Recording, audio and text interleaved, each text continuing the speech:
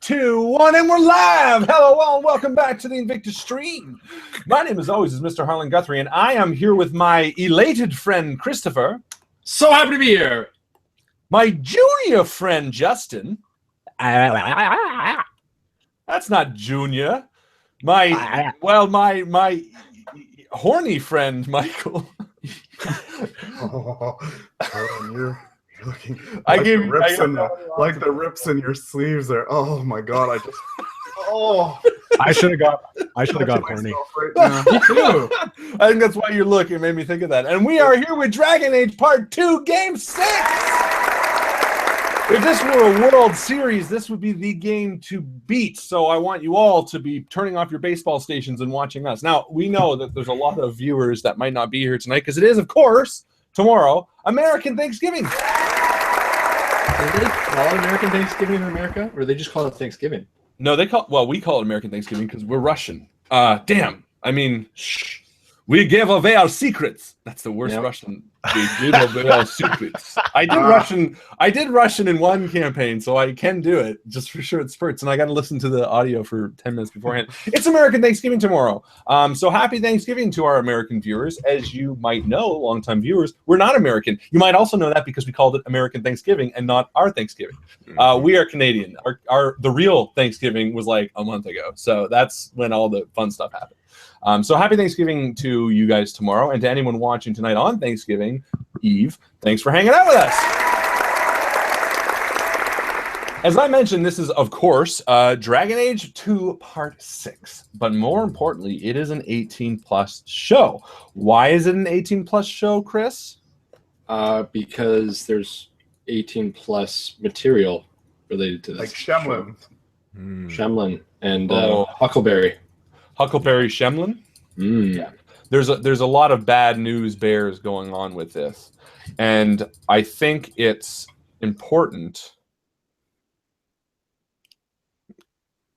Impotent? There we go. It's impotent. No, I was trying to watch because we have 0 viewers and the video that I'm watching isn't playing back. So It could just be that we're not popular anymore. What's going on? 0 viewers. There we go. Now it started. It literally kicked on right now. So in case it got cut out, let's do this. 3, 2, 1, and we're live! Hello all, welcome back to the Invictus stream. My name, as always, is Mr. Harlan Guthrie, and I am here with my junior friend, Chris. I wasn't ready for that. My horny friend, Justin. And my elated friend, Michael. It's so great to see everyone. And we are here with Dragon Age 2 Part 6! That's right, Game 6. If this was a World Series, this would be the game to watch. That's funny for a number of reasons. It is, of course, American Thanksgiving. Didn't they call it American Thanksgiving in the States or just Thanksgiving? That's the thing. Longtime viewers would know that we are not American. You might also know that because we called it American Thanksgiving and not regular Thanksgiving. That joke didn't land as well the first time. Thank you all for being here, guys. I think there might have been a delay on the stream, so that's why if you did see a redundant intro, that's why it happened. Anyway, this is Dragon Age 2, Part 6. We are over halfway through this fantastic campaign that Mr. Justin Thomas James has tirelessly pieced together for us. And I am happy, sad. Happy because it's so exciting to be playing through it. Sad because it's over halfway done, and that bums me out. However, there's lots more goodies coming up next year. We're going to talk about that in a second. But first, I want to remind everybody that it is, of course, an 18-plus show. Why is it an 18-plus show, Chris? Because we use no-no words, as Mike would say. We do use no-no words. And Mike, what kind of no-no words do we use? I believe we talked about Shemlin. That's right. Shemlin is a no-no word, so don't you say it. Don't tell your little kids to say it at school either, because people will be offended and they won't know why. But it is an 18-plus show, so if you feel like you're not mature, see how I sort of talk down to you? If you feel you're not mature to have a little bit of swear words in your life, then go ahead and you can close the video. But speaking of the video, sorry, I had to interrupt. I'm sorry. I'm a teacher, as you know, and there's a student in my school who's upset because they keep calling him the Lorax. I'm like, does he pollute? That's like someone calling you a superhero. The Lorax is the guy who's against pollution. Is he at the beginning, though? No, that's the other guy. I didn't see the movie. It's like the Danny DeVito character. That's I the never saw the worst. movie, but It's a my good understanding one, was that he was like bad, and then he changes. No, But he's good from the beginning. he's the good guy. He's like the You're thinking of the green hairy guy. He's Me? like bad at the beginning, and then he steals Christmas. that's yeah.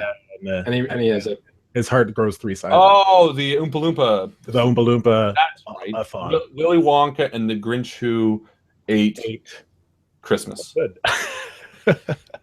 Planes, trains, and automobiles. Anyway, what was I saying? 18 plus show. Let's go back to the thing that I was going to. Let's just do the intro again. All right. 3, 2, 1, and we're live. This is a messy intro. 18 plus show for all those reasons. Yeah, what was I getting into? If you're watching this on YouTube, please go ahead and like the video because that makes us feel really good. If you are on Facebook, please go ahead and like the Facebook page and join the Facebook group. It's okay, Chris. And if you're on Twitter, please go ahead and follow us on Twitter. We are at Invictus Stream. Those are all of our social media platforms, and that's where we like to hang out.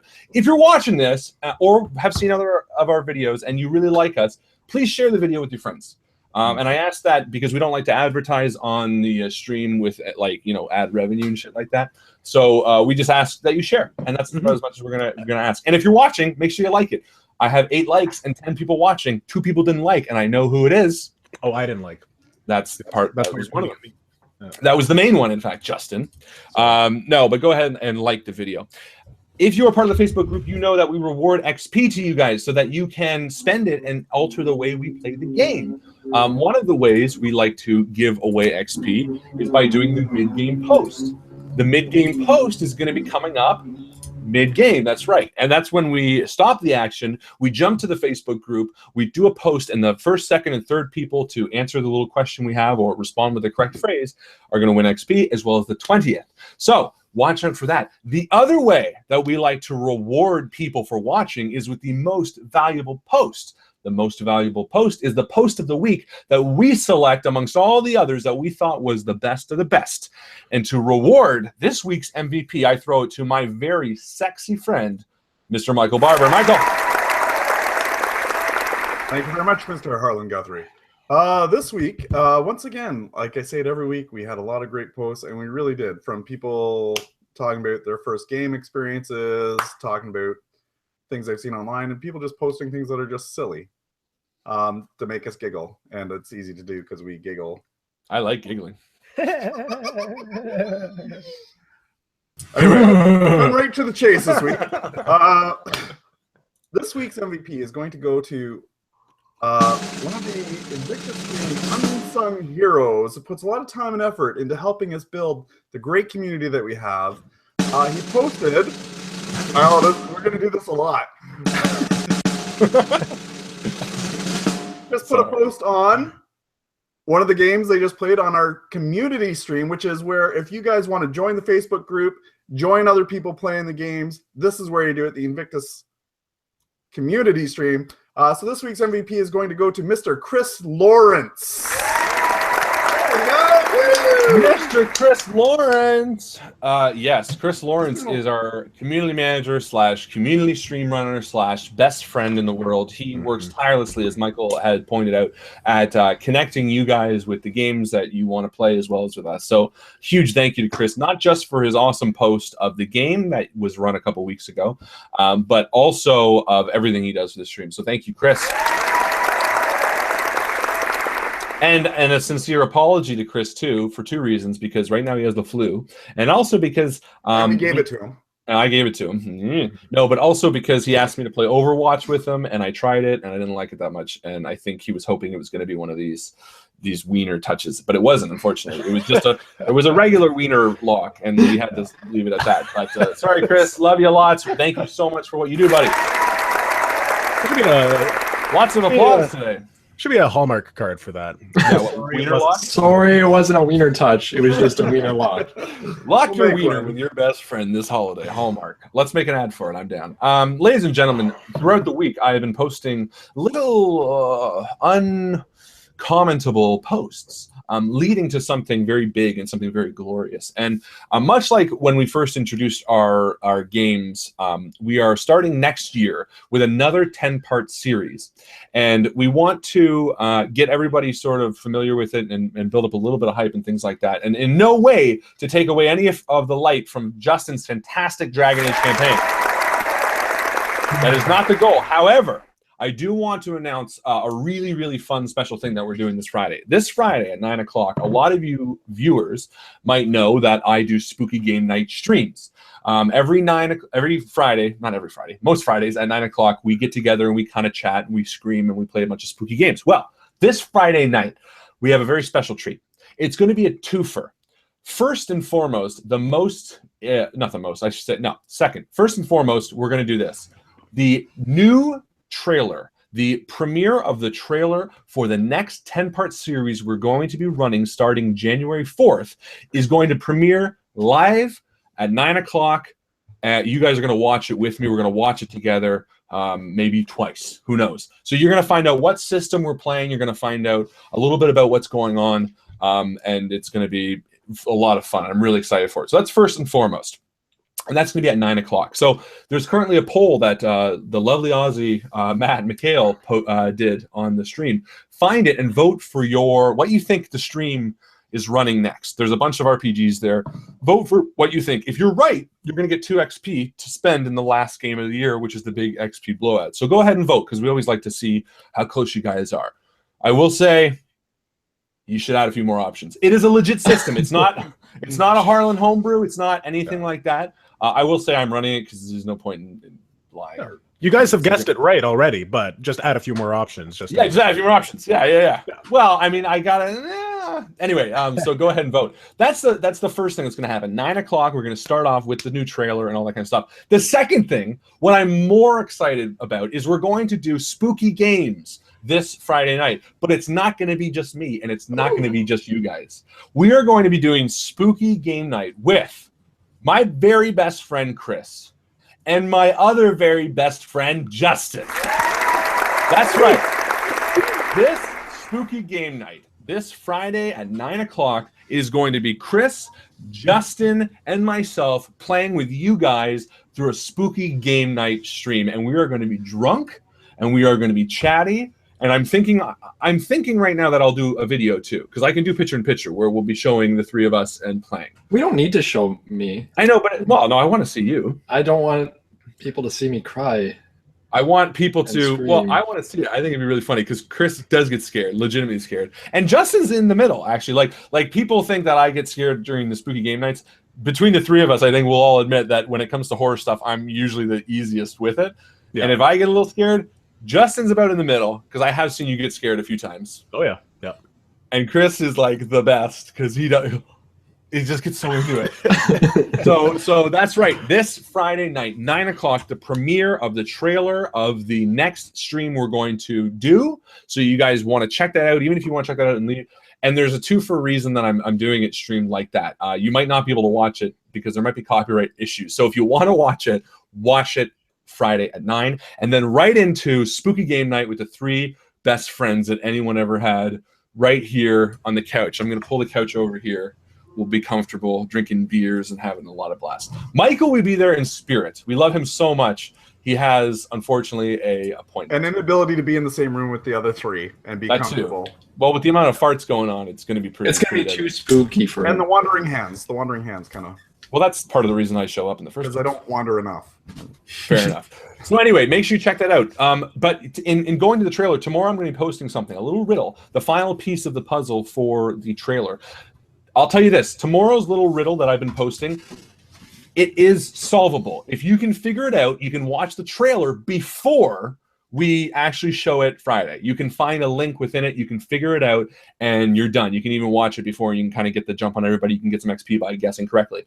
But if you do find out, don't share it. Keep it secret and join us on Friday at 9. Anyway, sorry, I don't mean to do too much on that. I'm just really excited that the three of us are going to be together. That's truthfully what I'm most excited about. Because we've been a long time. We see each other every Wednesday, but we don't see each other in person. People, places, things. Anyway, enough about me. People. Again, mid-game post, MVP, all that jazz. Was there anything I missed? I don't think so.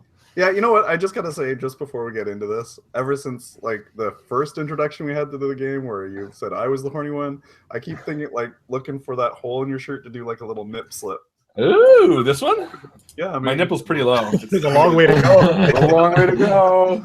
Also, my nipples are pretty pale, so I don't think you notice that big of a difference. All right, ladies and gentlemen, without further ado, we have a fantastic game before us from Dragon Age. We won't do a synopsis, but just so you know, in case this is the first one you're watching, and I'm saying it because I'm pretty sure I remember someone saying I'm going to watch the first one.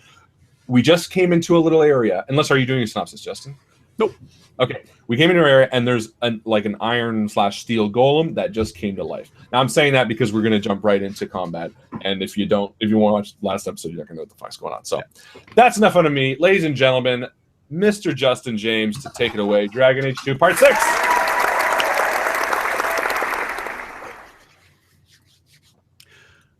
A cloud of dust bursts into the air as the body of Carthus smashes against one of the wooden kegs.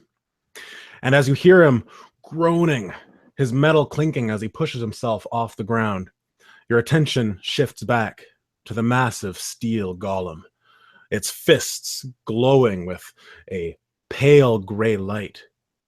It steps off of its platform, a resounding metallic thud as it hits the ground.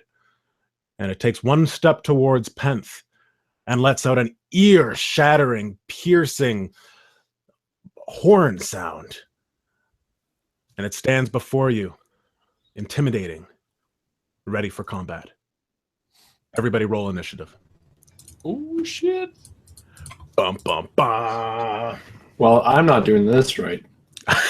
Chris, this is your first day. It is. All right. We add our Natural 20. dexterity, right? You add your dexterity unless you have initiative as a focus. If you have initiative focus, then you get to add +2 to your initiative roll. Which I do, but that's plus dexterity, right? Yeah. Yeah, so I'm 18 then. You are an 18. Perfect. Okay, so Gritter got 18. I have 19. 19, Penth. Wow, nice. How? That's so crazy. His roll was slightly better. And how did Imogen do? Oh, Imogen is muted. that is also a good point. Imogen got a devastating 13, but Okay. with vigor. With vigor. Ooh. Oh, he goes first. Yeah, we'll just allow that. All right. Let's see what Faust got. Faust, the dog from Abari Warhound. He got a whopping 18. But because Grinner's is... Oh, wait, no, sorry. He got 13, not 18. I can't count. And then... Don't mind me, guys. Chat amongst Okay, I'll yourselves. just riff for a bit. So, once Yeah. upon a time, I was walking down the street, and the guy came up to me and he said, "Hey, Alan, what are you doing?" I said, "Nothing. What are you doing?" That's as far as I got.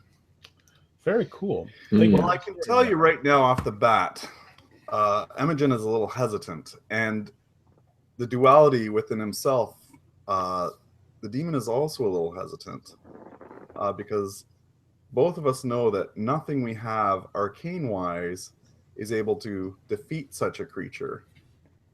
So Imogen is sitting there, a little pensive, and the demon itself knows that it needs this body to survive. Defeat? Do you want to attack defeat? I heard you say defeat. No, don't attack the head. Attack defeat. Heyo! Shout out to Trevor Toth, who's watching this on this big screen, and I think Paul said he was too. Something about watching on the big screen makes me feel like we need to be that much more professional. Ooh. I know. So if this is the big screen and you guys are sitting roughly right about here, I'm going to assume Trevor's sitting here, and I'll say, "Hey, buddy, how's it going?" And I know Paul said he was watching, I think, on the big screen too. So I'm going to say Paul's probably sitting here. And I'll say, "Paul, you the man." And then you can screen cap that and you can put it on your phone. And when you're out in public and people say, "Hey, do you know really, really, really micro celebrities from YouTube, and you can say, yeah, in fact, one guy. No, but I know pointed at these me once. Canadian guys. Yeah, well, not even. I can't downplay how minimal we are. I say 3 times, and apparently that's not enough. So the golem steps off of the platform, and everyone is a little taken aback. Ashara seems to be particularly stunned by everything, but Penth is almost ready, and you get to take your action first, Penth. First thing I'm going to do is position myself so that way I'm flanking as best I can. Okay. I'm going to shift to the other side of him. I'm going to take the Tyrell stance, full guard, and be ready for what comes to me. Was this a stance that you invented yourself? No, but one of my ancestors did. Oh, gotcha. All right, so you swing over to the other side, and that's defensive stance, you said, right? Yep. Full defense. Full defense? What does that do again? It gives me a +2 to my defense, plus I'm going to take the stance, one of my talents, which also gives me full guard. Okay. So it's basically a +4 to my defense, but I'm not attacking at this point. Perfect. All right. So you run around to the other side of it, and it doesn't really seem to pay attention to you. Its focus seems to be mostly on Karthus right now. Unless you want to try to get its attention. So as soon as I shift around it, I see that his intent is still to go and attack Karthus. How does Karthus look? He's slow. He's kind of wheezing as he's pushing himself up off the ground. Well, I'm going to see how he plans this. Does he look like he's fit to fight? Oh, yeah, he looks okay. It looks like the blow mostly caught him in the armor. He definitely took some damage, but he's doing okay right now. All right. And then I will I'll see what happens. Okay. So, Grinner, you see Penth run behind the golem and fade from view into the darkness. Now, who's holding the torch? I threw it to Grinner, I believe, last game, so he could apply it to the seal. All right, Grinner, you have the torch. I drop it and pull out my bow. All right. So that's fine. That's just one. That's not even an action for you. That's completely free, right? Free, baby. All right. So I will do that, and I will take aim at the golem's face, and I will fire an arrow. Go for it. Because why not? We sort of anticipated this to happen. And I will aim, because I can aim for free in an action. Right. Aim action gets a +2 bonus attack roll. Bonus 2 attack roll. Excellent. And I was so hoping I was going to get doubles. Oh, wait, you have to attack. You have to roll 3. I know, that's weird. Oh, there it wow. is. Yeah, I didn't do anything. I was going to say it showed up, but anyway, so 4, 4, 2. So that's 8, 9, 10. And because I am aiming, it's a +8. So it's 18 to hit. That is a hit for sure. Fantastic. Now, ladies and gentlemen, last game, Justin told us that we can level up, and I leveled up. And the ability I took was Marksman, which allows me to knock prone for only 1 stunt point. And I have a total of 4 stunt points. It additionally allows me to knock prone after pushing 2 yards. And guess what? I'm guessing Penth is hunched over like how you would trip someone, right, Penth? Yes. At least I'm ready to react that way. Right. So here's what I'm going to do. Well, he gets knocked prone anyway, so that it would make a difference anyway. We can just pretend that's what happened because he's going to fall down after being pushed 2 yards. So. For sure. So I'm going to spend 1 stunt point to move him back 2 yards, past with hopefully tripping over Penth, and knock him prone. Simultaneously, as he was doing that, I was moving to that position so that we're ready. And because I'm in full guard, as the force of the body comes, I'm able to help it along the way. All right, perfect. I will. So that's 1 stunt point. For another stun point, I will pierce armor, and it's normally 2, but it costs me 1. And for my last 2, I will mighty blow, which will be an extra 1d6 damage on attack. Perfect. So I will roll a total of 2d6 plus 6, and I have pierce armor again, so his armor's halved. Okay, perfect. So 7 plus 6 is 13. Very good. Very good. And whatever his armor is, hopefully it's halved, right, with pierce? Mm-hmm. So what I want to half rounded down. What I want to encourage with stunt points, just to make things a little bit more diverse, is exactly what you guys are doing. You guys are working together to add to the narrative. But whenever you use a stunt point, I want to invite you guys to say that you use like a mighty blow, you would get the other character to add that damage. Perfect. Well, in this case, because Penth is right behind, I draw my arrow and fire it at the golem's head, and it connects, knocking it back. Penth, being very quick and reacting, bends over so that the golem trips over him, and as he does, he actually stands back up, making the fall of the damage that much harder, and cracks the skull, well, the iron head of the golem. You see sparks fly from the ground as its metal head clashes against the stone. And you see as I look in misbelief towards Grinner, who just shot him with an arrow with this much force. Well, the arrow seemed to create a spark as it connected, and there was a flash of light as the runes that are powering this thing activated or overloaded, and so that added to it. And there's actually an arrow sticking out of it. It actually pierced the armor, which is kind of amazing. Well, absolutely. I reload for free, by the way. So 13 is okay. So we are down. Armor's half down, rounded down. Perfect. So that is a solid hit. Next, we are moving on to Imogen. Oh, well. As Imogen is realizing that he's got nothing to battle this creature with, other than his wit, he actually tries to get over to now I can't even think of his name. Carthus, and cast a healing on him. Go for it.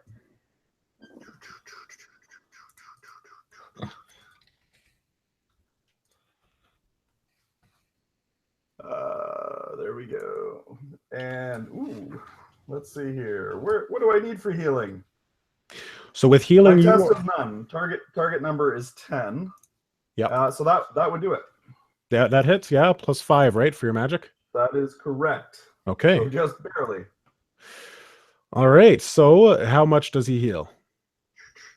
Well, I'm going to just do a light one since we don't know how long this battle is going to be. It's going to cost me 2 mana points, and he will regain 1d6. 1d6. Okay. So go ahead. Want me to roll that, or are you going to do that? Yeah, roll away. 1. 1 point of damage. Okay. Imogen's on fire! So that sucks. Well, again, I'm very, very hesitant, so I'm kind of holding back, and I'm feeling really insecure and very vulnerable at the moment. You see it invigorate him a bit, and he pushes himself and he grunts. And he doesn't even seem to notice you, but he looks a little bit more bolstered, and he goes to pull out his shield. But before he can, Faust leaps out of the darkness to attack the now on the ground golem. And Faust is looking for chinks in the armor, trying to tear at different connectors. Not bad. So that is going to be a 12 plus Faust's bite skill is +5 to that. So 17 is a hit. And he gets to roll for damage, which is I believe it is 1d6. All right. So you see Faust tearing at the golem, but it doesn't seem to be doing anything. His armor is just too thick. He can't actually get a hold of any weak bits. We need to stunt all over this guy. Get some pierce armor action going. That's right. So Carthus, with his shield held high and his sword in hand, charges, letting out a loud bellow, as most bellows are. And he looks like he's going to hit as well. And with his bastard sword, 2d6 +4. All right. So his bastard sword connects. It smashes against the iron golem, and it again, you see a flash of bright light as his sword connects. And it seems to actually damage the golem just a little bit. Nice. And he shouts, "We can kill this thing!" Yeah, no shit, Carthus. Yeah, well, you know what? He likes to state the obvious, so. Well, I like for a long time. This man speaks my language. punch it many times. And next we are on to the Golem. Shara? So it pushes itself off the ground, metal clinking and scraping as it uses the wall to support it. And then, with one broad stroke, it swings at the mass of people and a dog that is surrounding it. I believe that Karthus is there, Penth is there, and the dog is there. So who he hits is dependent on this d6. 1, 2 is Penth. 3, 4 is... Oh, hold on. Karthus? Yeah. Did you account for him being knocked prone? Yeah, he just pushed himself up. Okay. Sorry, I didn't hear that. So he gets a move action and a attack action. No, I wasn't doubting. I wasn't listening. It's my fault. Sorry. All right. So as he pushes himself up, he begins to wind back his leg and he kicks Faust. You kick my dog? Ooh. What? God, dog. Faust is dead. Right? Right. That's gonna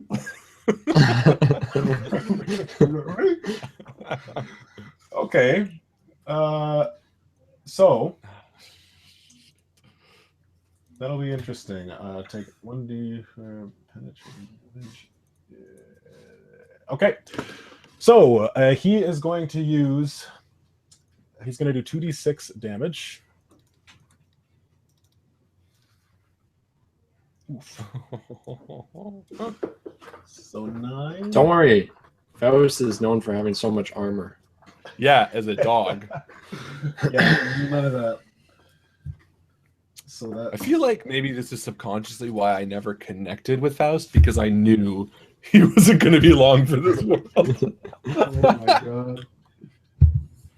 So he kicks Faust, and Faust goes flying across the room 6 yards. He is pushed back, and he actually smashes into one of the kegs. That seems to just crack this time. It doesn't actually explode into dust. And lastly, it is Ashara. Now, Ashara is looking a little hesitant. It doesn't look like she really knows what to do. But she's going to try to inspire you guys. Oh, Doo-doo-doo. a fucking waste. Runner's like, she's stealing my thunder. Well, I guess it's different than morale. I think Inspire probably actually gives an actual boost. I hope. If she's just like, yeah, good job, guys, I'd be like, fuck you, Ashara. Go All right, team. so I got you Scooby snacks. Ashara does. Okay, so that's 4 MP. Okay, so you guys all start to feel a little bolstered, and she wouldn't know this, but basically, because you said that we had to stunt him, this skill gives you guys +1 SP whenever you guys generate stunt points. Ah, that's good. But Okay. we still have to generate them. That's still good. Yeah. So it's a continuous effect as long as she's spending the mana to use it. Gee, thanks, lady. And that is the end of the first round. There should be a pause there, I feel. Hey. Yeah, but if we clap after every round, we're gonna be. I know, that's going to be annoying. So we are back to the top. Penth, you just watched as Faust got smashed across the room, and it looks like he's struggling to get back up. What I see now that the fight is fair, even with all of us trying to fight this thing. So I get in on it as well. So I go up quickly and I try to pass underneath the blow that as a dog flies beside me, and I sneak in and try to get a quick, as powerful a strike as I can to his midsection. Okay.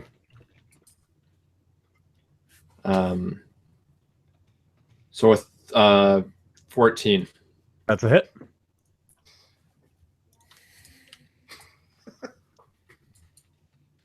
Damn you, Michael. Damn you. So 9 points of damage. Okay.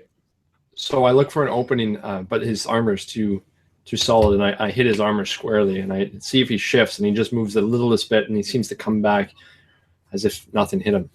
No damage. That is right. And actually, that is less. So Did I even dent him? you did a little bit. There is a small dent where you punched him. It feels like you might have actually disturbed a couple gears inside. And with that, I pull my sword out. Okay. So you guys are slowly whittling him down. Now the magic damage next is not is- penetrating damage, correct? No, it is not. Oh, not always. It depends. So I'm some just saying, attacks 'cause like Arcane Lance specifically just says it causes magic damage, but yes, not penetrating. Mind Blast would say penetrating damage, though, right? Right. I believe so. Yeah. Okay. Might have that. So we're on to Grinner. Okay, I will. What is the rule for aiming? I can just aim at the beginning of any turn, right? It's a minor action, yep. Yeah. Okay. So and because I reload for free, I can aim every turn. Yeah. Now keep in mind that aiming is just one of the things that you can do at the beginning, but I think there is one for boosting your damage as well. All-out attack, you can boost your damage. Where are you reading that? That is major attacks. What? Where do you see this? Actually- Hold on. On the list of Oh. actions. Oh no, that's hand to hand though. That is only hand-to-hand, yeah. Yes. So for I you, didn't write that it down. is I didn't write it just- down because I knew it wasn't going to be. I only wrote down the ones that I knew was going to be. Yeah, because mine's only ranged. I only have ranged. Right. Yeah, because I Um, can't. I'm not going to charge them or anything. No, exactly. Okay, so yeah, you can aim to get +2 to your attack. So what I'll do is I'll because I. Here's the thing: I can go prone or stand up as a free action. Would the GM grant me the ability to jump up on one of the obstacles next to me to get maybe a height advantage? Doesn't have to do anything. It's more thematic. I thought it'd be interesting. Okay. Sure. Then what I'll do. Yep. Yeah. So I've already drawn my second arrow, and seeing what's just happened, I turn to a barrel next to me, and I jump up for a bit of a better vantage point. I take another aim at the golem's head, this time trying to get right into its eye, and I let an arrow fly. All right. While I go, huzzah! That's very in character. Well, ooh. All right. Well, you 4, got 5, still points if you hit. 6 and 8. So 8, 9, 10, 11, 12, 13, 14 to hit. That's Unless the height gives me advantage. That does a hit. it's a hit. Yeah, and your height does give you an advantage. Wow, brilliant. So that's now it's only one stun point, right? Or do we always count the middle? Always count the middle. So you get 4 plus the one that So 5. figure eight is giving you. Then I will knock him prone again. And I'll Okay. say, sit back down, bitch. So I'll knock him prone. Okay. I will do Mighty Blow. And as Mike Kyle pointed out, that's not me getting down on my knees for him. That's doing 1d6 Thank you, Mike, damage. for clarifying that for us. We were a little confused. So that's, sorry. So Mighty Blow is going to be 2 damage. That's going to be Pierce Armor for 1 damage. That leaves me 2 points. I will threaten, taunt. Let's say, no, I don't want to distract him. Yeah, you know what? Let's just say he doesn't have anything to disarm, does he? Nope.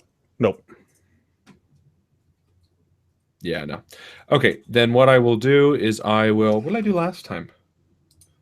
Last time you did Mighty Blow and the Pierce Armor. Pierce Armor, and then you skirmished him back a little bit. So he kind of went Yeah. back against the wall. I thought I had 5 points last time. Somehow I only spent 2. Or 4, I guess. Oh, yeah. No, knock prone, Pierce Armor, and Mighty Blow. That's 4 points. So I have 1 extra, and I will stay aware.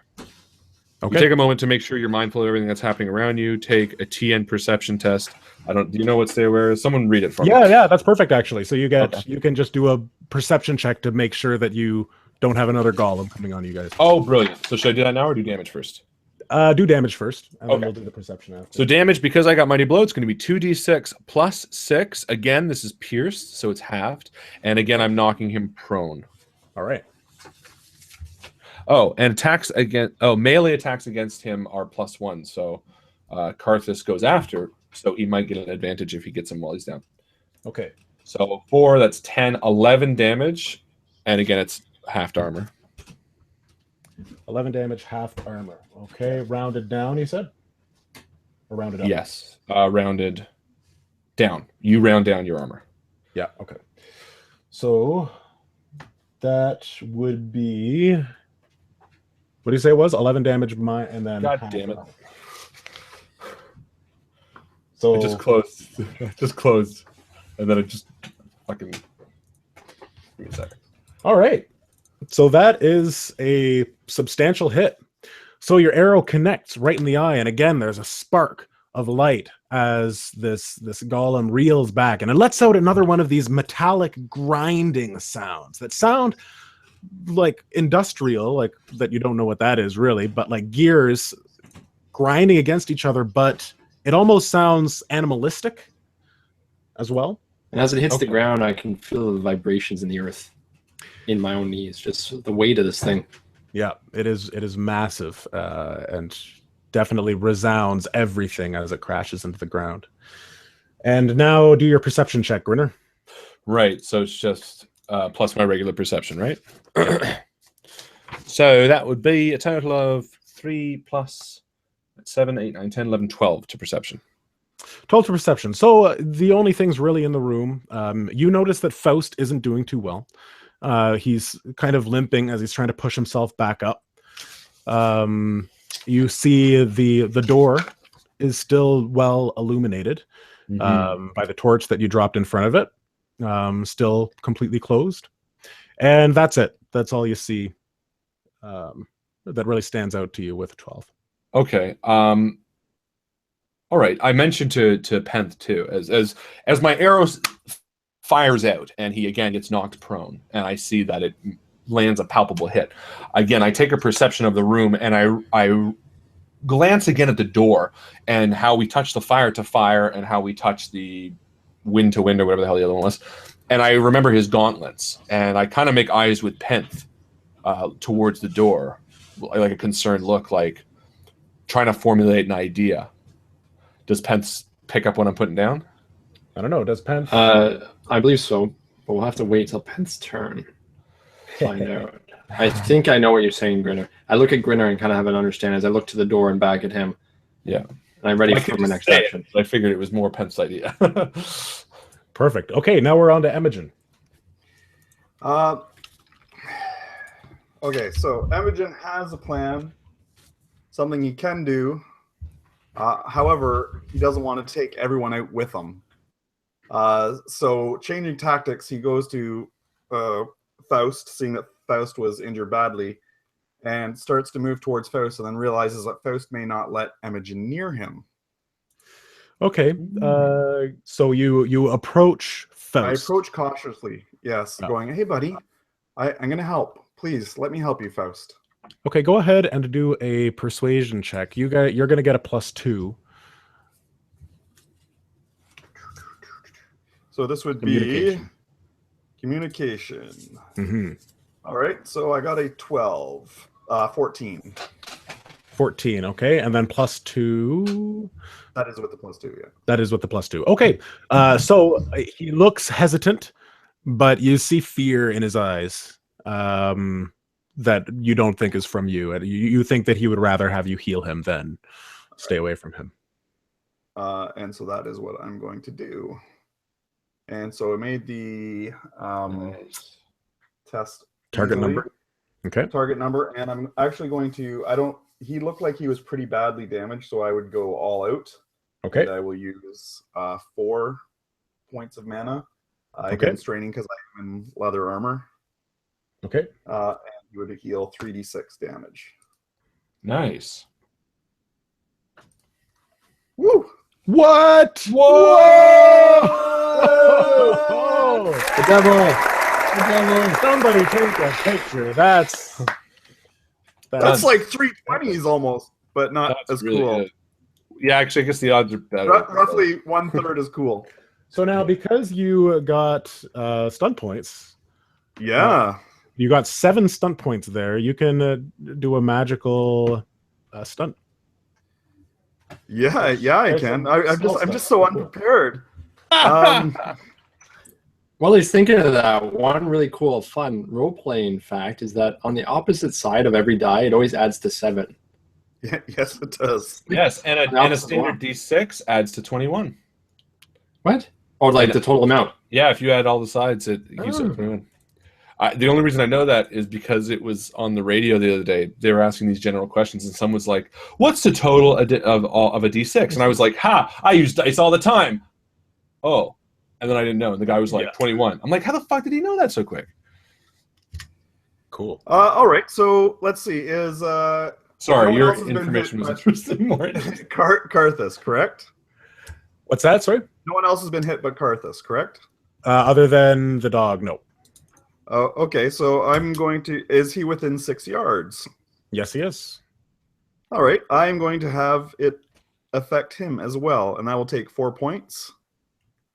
Okay. And I will use the rest to give myself arcane armor. Channeling residual mana from my spellcasting, I create a protective field around myself, gaining an armor rating equal to the SP, the spell point spent, until the beginning of my next turn.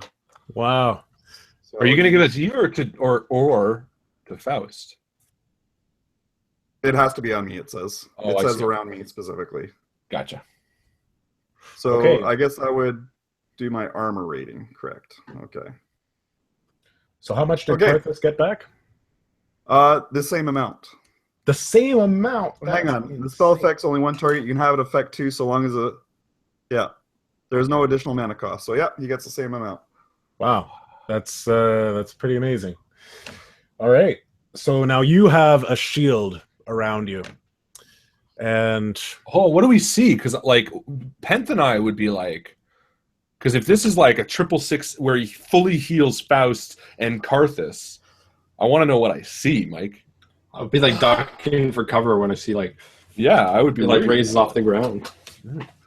Yeah, so coming in, getting Faust's trust, laying my hands upon the dog, I heal him, and again, being so scared about the surroundings and the situation and all my friends being in danger, I actually put far too much mana into it, but then the whole room starts to glow in a bright light, centering on myself just for a second. And then that residual light surrounds me in a light blue, pretty sparkly, dazzling Halo. light. And then we all go Raiders of the Lost Ark and our faces melt. well, you also notice, Imogen, that this cloud that's been over you, it actually seems to subside a little bit. This shadow, you feel a little bit lighter, like you're not as depressed as you were at the beginning of this adventure.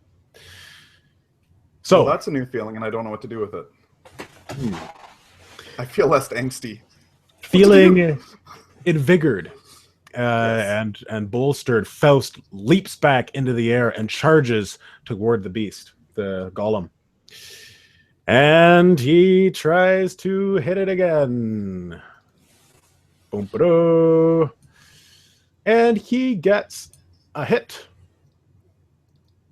And all right. So he actually manages to find a chink in the golem's armor just behind the knee, and he tears away at it viciously, pulling metallic tendons and hoses as he does. And it doesn't seem to do too much damage, but it does a bit. And now we're on to Karthus. Karthus takes this opportunity to... Oh, what? What's up? I just realized you said we could spend points to control the characters. Yes. And I was like desperately trying to figure out how to spend my last points. I totally forgot. Well, it would have been 3 points. It's 3 points. I wouldn't, yeah, but I wouldn't have bothered knocking him prone or anything. I probably would have just Okay. had someone wail on him for a turn. Yeah. Oh, is it +1 to melee attacks or +1 to melee damage? I think it's attacks. I'll check it. You continue role-playing Karthus. I'll double check. All right. Karthus takes another swing at the downed golem. And he hits. 4, 1, and 4, 1, and 4. So 9 damage. So 1 damage. Okay, so Karthus connects, but it seemed to just glance off the armor more. Did anyone hear that? 8 points of Nine. armor. That's right. Whoops. He let it slip. Sorry, everyone. Pay no attention to the man behind the curtain. Okay. It's plus Now- 1 damage. If you hit, you do plus 1 damage. Okay. So Oh, but whether or not this hits, you suffer -1 to your defense until your next turn. That's important. oh, okay. This is part of your spell, or No, this is all out attacks. What you were telling me. Ah, gotcha. Okay, yeah. All right. So we are on to the Golem. So again, the Golem gets up. We've got deja vu because it's the exact same situation. Faust, Karthus, and Penth are around the Golem as he goes to make an attack on one of you. Same numbers as before.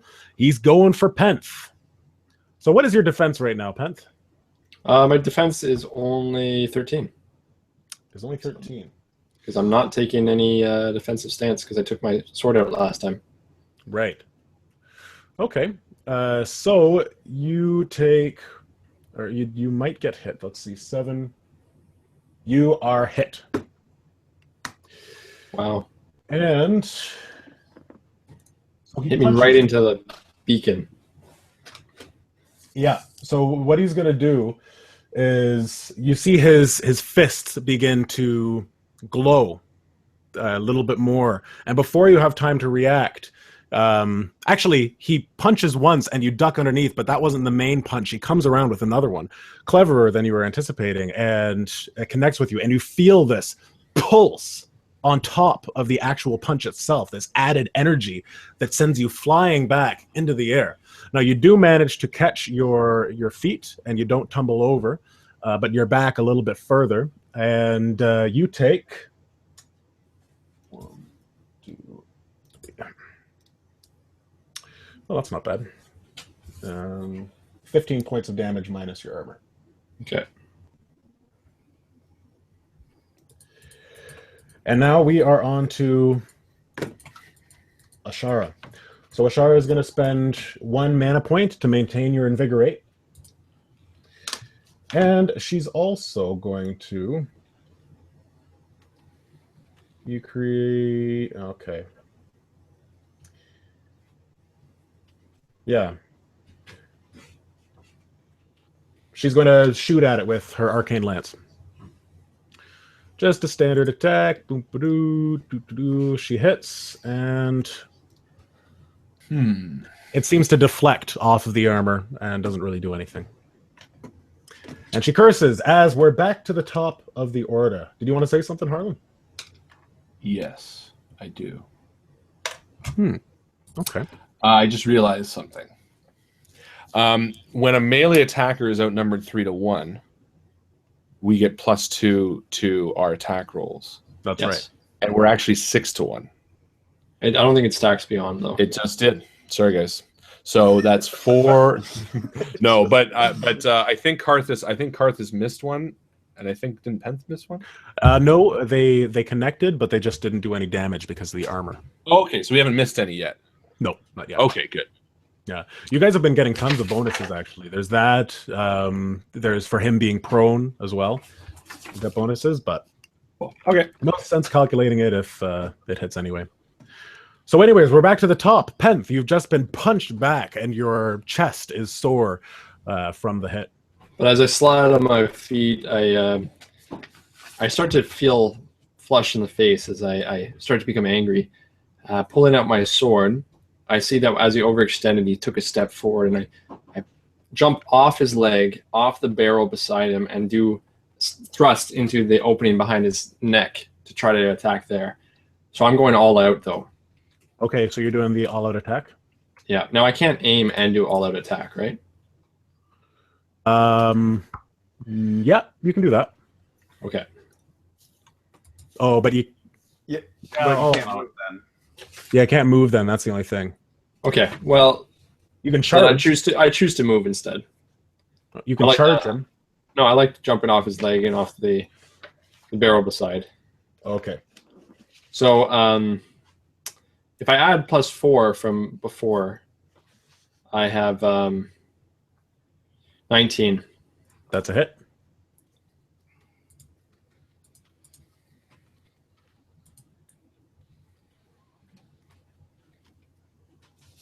And what does an all-out attack do?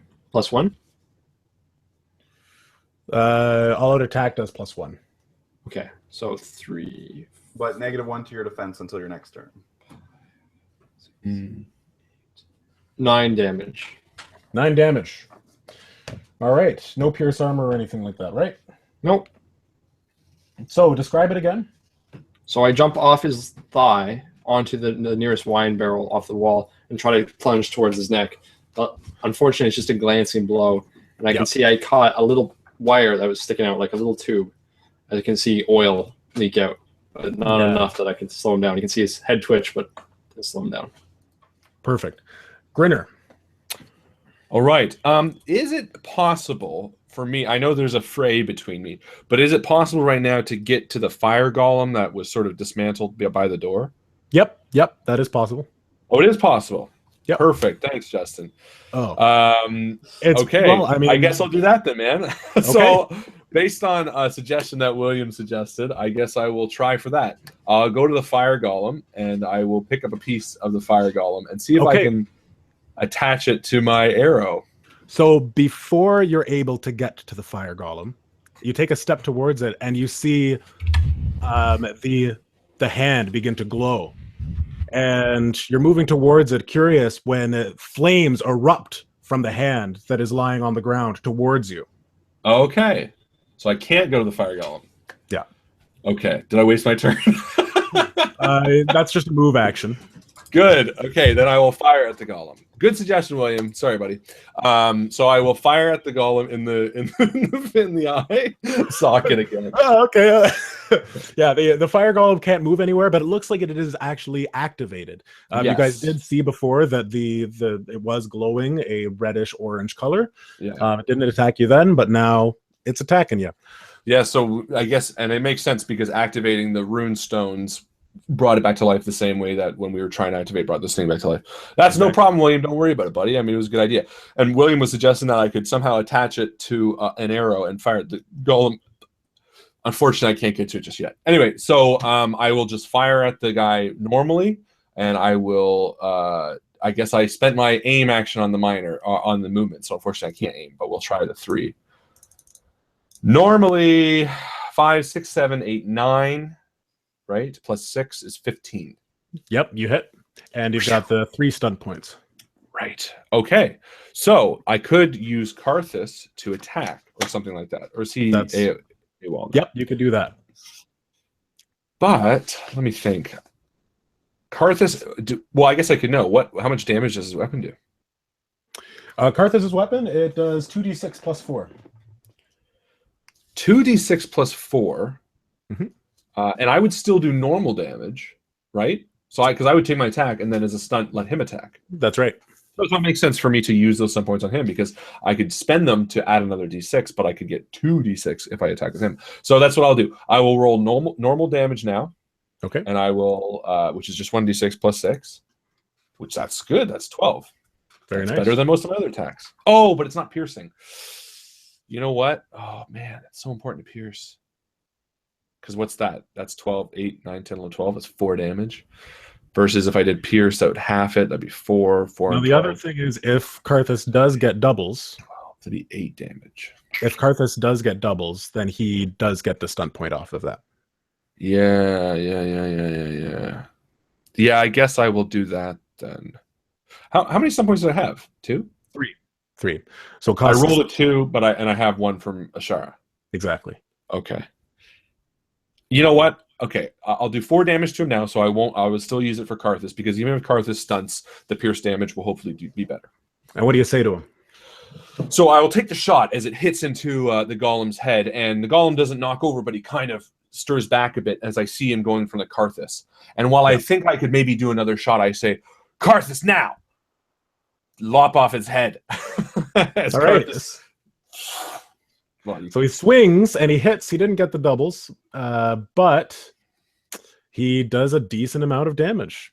So between the two of you, he did 14 or 10 damage, and then 14, and then you did 12. Okay, so 8. So no, but you don't double them up, obviously. No, exactly. So that's 4 damage for me. 5. So he did 14? 14. Yeah. Okay. Yeah, okay. Got it. But he did 6 and I did 4 damage. So together we did 10 damage. That's pretty good. Yeah. Karthus nods and he connects with the golem right in his neck. And Penth, where you saw just a trickle of oil is now gushing liberally down his neck and down the front of him. And now we are on to Imogen. Feeling this sudden burst of positivity. I'm feeling really good. I feel like, you know what? I think I could just try anything and everything's going to work out okay. So Imogen is going to try fisting the maker. And it's going to work out well. So, what is fisting the maker again? Can you explain that? Yes, coming to level 6 again, you get a specialization, which I took a Force Mage. And what this is, I get the spell Fist of the Maker. So I slam my enemies to the ground with a magical force. You create a circular blast within 4-yard radius that's centered anywhere within 24 yards that you can see. Oh. So, from the distance, I can create this blast centered on the golem. However, everyone in that 4-yard radius is going to be hit by it as well. Okay, and how much damage is anyone it? within melee damage. Sorry, okay. They're Penth. Those caught in the blast are knocked prone and take 1d6 penetrating damage. Ooh, okay. Nice. Targets that make a successful Constitution stamina test versus the spell power are only knocked prone. Gotcha. Okay, so Faust and Karthus will have to do stamina. So my spell power, so that it's a target number of 15. I don't have to do one? You do as well, yes. Because you're in that radius, right? You're okay. So Karthus seems okay. He doesn't get knocked down. I'm fine also. And yeah, everybody's okay. all right. So everybody gets knocked everyone gets knocked down. But the golem itself also is okay. All right. So everybody just gets knocked down. Yeah. Ain't that just the way life is? So all of a sudden there's this. Back to my angry self. Damn it! Can you describe that for us? Feeling the sudden burst. Yeah. I fill the area and I take everything I got and I just give out a loud shout, forcing the air, and a sudden boom echoes throughout the chamber, centered on the golem, and the ripple effect knocks everyone onto their ass. Okay. We all slide away with the oily grease that's on the floor. Oh, the shit I'm going to light on fire in about 2 seconds. Ooh. Quick, I do want to shout out quickly. We all covered it. Please don't. I do want I do want to shout out to Mark Lane, and I'm assuming Victoria Lane too, for trying to watch tonight. I feel really badly. He posted a few hours ago that their cable and internet was out. So, but this is what he says. Most people would go, sorry guys, I'll catch you another. So Mark says, I'm going to try to watch it from my phone and get it to the big TV. He says he buys I think he's referring to buying a $20 cable to get the HDMI from his phone to the TV using the wireless cell phone thing.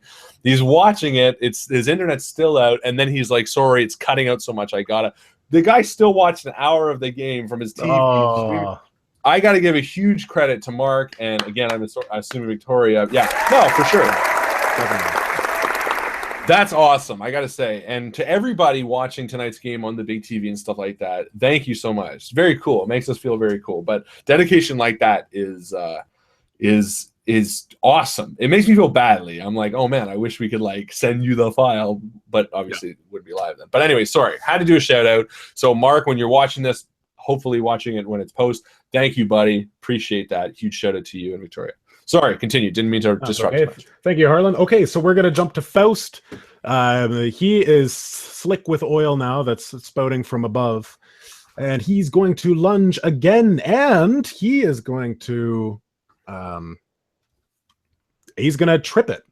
he's going to grab onto it and snarl as he's doing so, and pulling at the tendons.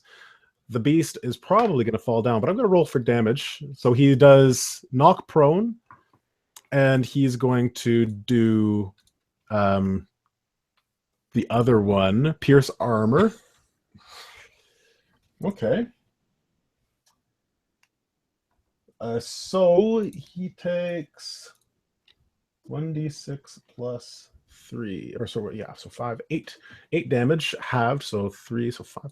And he, as the beast falls to the ground, Faust stops and he kind of jumps back out of the way, and he looks up at Penth and he barks. I bark back. He snarls at you, and you get the sense that he wants you to take the opportunity as the golem is falling to the ground. Oh, yeah? He's signaling for you to take an attack. The dog is signaling. Do I get to take an attack? Yeah, you get to take an attack. Just like you guys can spend 3 SP on them, they can spend 3 SP on you. So as I've been pushed to the floor and I see, impressed by Faust being wounded so gravely earlier and coming back into the fray, and inspired by his tenacity, still under the oil, I see the golem is about to fall further. So I kick off, sliding on the oil. I take my blade out so I can be ready for when he falls down, hopefully to pierce himself on my blade. All right. Now, I was doing an all-out before. Does it still count for this one? No, I think all out, unless it's, I don't think it is a ongoing thing. 16 Until your was next 16 turn. It hit? need to be a new one. 16 hit? 16 does hit. You can say you're doing an all-out attack right now. Sure. But just remember, you've got -1 defense until the end of this round.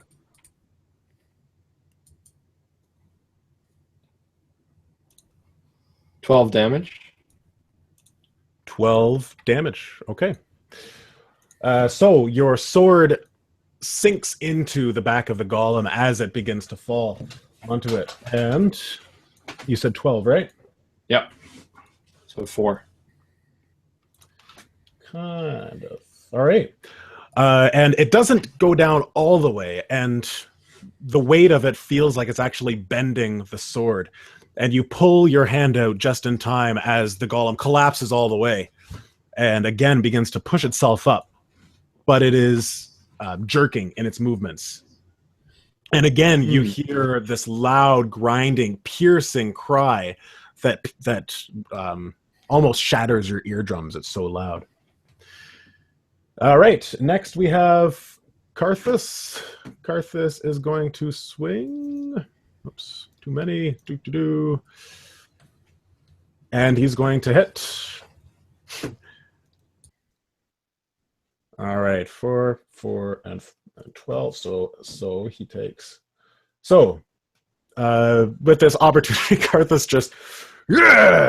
just smashes at it on the ground, hacking at it with his sword as it's trying to push itself back up. And he does manage to push himself back up. And he takes a swing at Karthus. And he is going to miss. Karthus is able to get his shield up in time and deflect the hit. And we are on to Ashara. Ashara shoots again at it. And again, another glancing blow. Now this golem, and we're at the end of the round. Now this golem doesn't look like it's doing too well. It is jerking and jolting as all of you guys are just laying into it. And it doesn't look like it's oily as well. Bloodied, oilied. That's the mechanical variation. Good catch. Good catch. So what do you do? Penth, it is back to you. Seeing that it's vulnerable, I keep striking at it. I look back at Grinner knowing that our intentions were to have it strike the totem on the wall, and hopefully with hits force it can do it, but I don't think it's going to be capable of moving him over that far. All the same, though, I shift in front of him to try to get there. Now, my sword, is it broken when he fell on it? Yes, it's like completely bent. Little boomerang sword. It's coming back. Okay, so I will. It's an Australian sword. That's right. I will then get back into my fighting position, my unarmed style, and I will strike it. Hopefully, enough to a lot of openings. So now I can do like an open hand strike to reach and grab some of the wire, inside the gears and pull out some of the cogs and things. Right. That would hurt if your hand got stuck. 6, so 12. But there's like 3 of us around him. Yep, that's no problem. It still hits. Okay. Yay. 4. Naturally one. Yeah, 4. No, 5. Still, just 5. Okay. So it doesn't look like it does anything. Your fist connects Who with would have it. thought punching the metal thing would have worked? Didn't even leave a dent this time. That's right. We're on to Grinner. So, yeah, the idea was to get it to punch the door. My feeling is that we could lop off its arm and do it after it's dead. So I guess just killing it. Well, I mean, the fire golem is in pieces and it's still working. So at this point, I'm going to go on the assumption that this thing is going to be working whether it's dismantled or not. So I am going to... How dead does it look? No, I'll do it. I'll attack its head again, I suppose. It looks like it's very close. In fact, there's actually 3 arrows sticking out of its head. Surprisingly, all of your arrows And a nice have grouping. Yeah. And there's like lines, like you can see just faintly hairline cracks of glowing gray light. Then you know what I mean? It's still prone, right? Nope, it's up now. Oh, then I will aim and I will shoot at the light in its head, trying to dim that light. And Okay. I'm hoping that won't destroy it from opening the door. But we'll find out. So I will aim and I will fire. For 9, 10, 11. It So hits. 19. Yep. Okay. That's good. So 19 and... Oh, I didn't stunt. So it'll just be 19. And regular damage will be 10. So Okay, so 2. your arrow hits it, and it looks like the crack opens a bit, but the arrow kind of glances off. It doesn't actually stay inside. And the crack is slightly larger now. And it is Imogen's turn next. Okay, just having reached into the fade a couple times and being very successful with the heal and feeling that burst of power, and then using Fist the Maker and seeing how powerful it was, knocking everyone on their prone. That's right, Fisting the Maker, I got yous all. And seeing as the golem is starting to wear down, and I can see this, I can actually now feel the demon within starting to reassert its will. Okay. Because again, it's not as afraid that its container is in as much danger as it thought it was at first, as we are actually inflicting damage upon it. This is the first time I've reached into the fade so frequently in a really long time. Mm-hmm. So I actually get the sickening feeling inside, and I actually kind of stumble backwards a bit and kind of drop to my knees and just kind of reassert and have that own battle within myself to be like, as I watch the rest go on. Okay. And your vision is starting to swim, and you just catch a glance of Ashara noticing you like this. Before you see Faust lunge at the golem again trying to pull at its tendons, and he hits. Wow, Faust, fucking A. So he does hit, starts to tear at it, and he's going to do an extra 1d6. Oh, actually, no, he's going to do one. All right. So it looks like he's finally managed to cut through the armor completely. and he just tears and tears at this one leg relentlessly. And it is Karthus's turn. Karthus hits. And why don't we let one of you guys roll for Karthus? Or do Karthus's turn?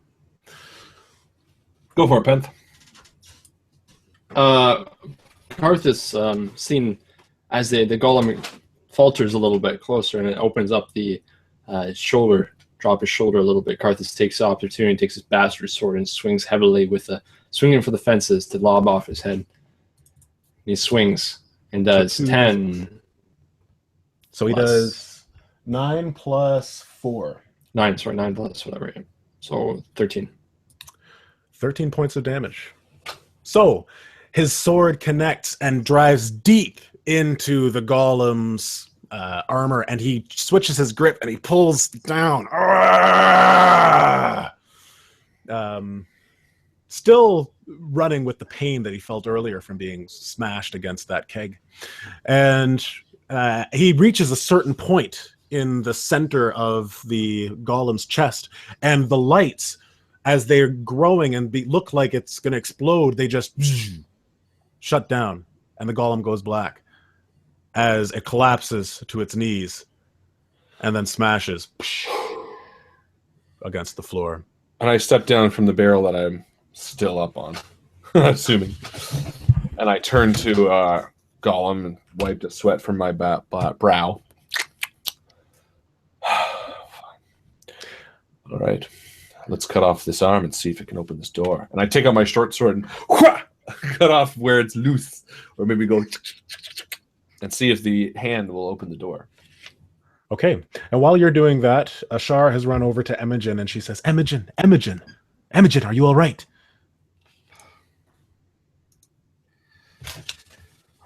Yes. Thank you. Everything's okay. You're here now. Push myself up, but wobble as I do so. And Penth, you see Grinner kneel down beside the golem and begin sawing at the arm to take it off. I'm just examining my bastard sword. I look at it, try to bend it back, and realize how heavy this thing was, and I just throw it to the ground and walk over to Grinner and say, "Sorry, Grinner, I didn't think we could get it over to the wall to do our plan." No, that's all right. I think if the fire golem still has some energy in it, he might too. And I pull the arm away as I'm talking, and I walk over to the wall and see if the hand does anything to the room. So you place it against the door, and it doesn't seem to react. And I smack it a few times. Yeah, and it just kind of jangles loosely, and then bits of armor start to fall off of it. And before you know it, you've just got a limp, lifeless, mechanical combination of gears and tubes. Damn. Is there a way we could restore power to this? And I turn to Ashara, and I say, Ashara, the power source that was powering this creature, and I walk over and I kind of look into its open head where that glowing light was. Is there like a crystal or something within it? There is. There's actually a stone, and it's covered in oil, but you manage to take it out and wipe it on your bird. But it looks like it's cracked, but there's a symbol in it. Is it a rune? It is a rune. Oh. But it is a broken rune. Oh. Does Orta repair broken runes? Maybe it works on broken swords. Possible. Well, at the very least, that would mean, and I look at it and I'd say, that means that there's a fire rune inside that golem that's still functioning. At the very least, I can use that one, but I still want to get behind this door. I've already tried my spells. I don't have anything that would be able to open that. But do you have something that could repair this? Honestly, rune work really isn't... it's not my skill set. I know Orta can, but Orta's all the way back. And Karthus walks over, and he wipes the oil from his hand, and he grabs Imogen from the scruff of the neck, and he pulls him up. He says, "What the hell did you do? I know it was you that knocked me to the ground. What the hell's your problem?" Sure. Karthus, relax. You saw what he did. He made us all fall to the ground. That could have hurt us. Look, Imogen was doing what he thought was right. He's reckless. I walk over to Carthus and I say, Carthus, do not blame the little one if you can't keep your feet. All right, everybody just take a breath, all right? Carthus, I understand why you're pissed off. Yeah, Imogen, you don't attack party members.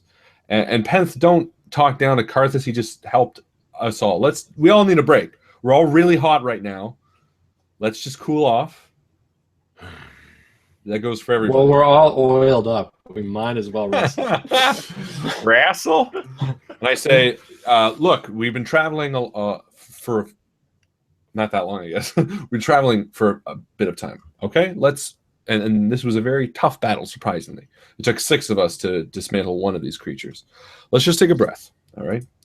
There's still a way to get behind this door. We just need to figure out how it activated. And it seemed that these runes, or at least what the elements are supporting, activated the runes. Now, we just touched a simple torch to the fire rune, and it activated. So maybe it's not just sheer power or strike that was activating this rune. And I hand it back to Ashara, the broken rune. Is there anything you're getting from this rune that might indicate exactly what type of power it projected? It couldn't just be melee hits. It had to be something else.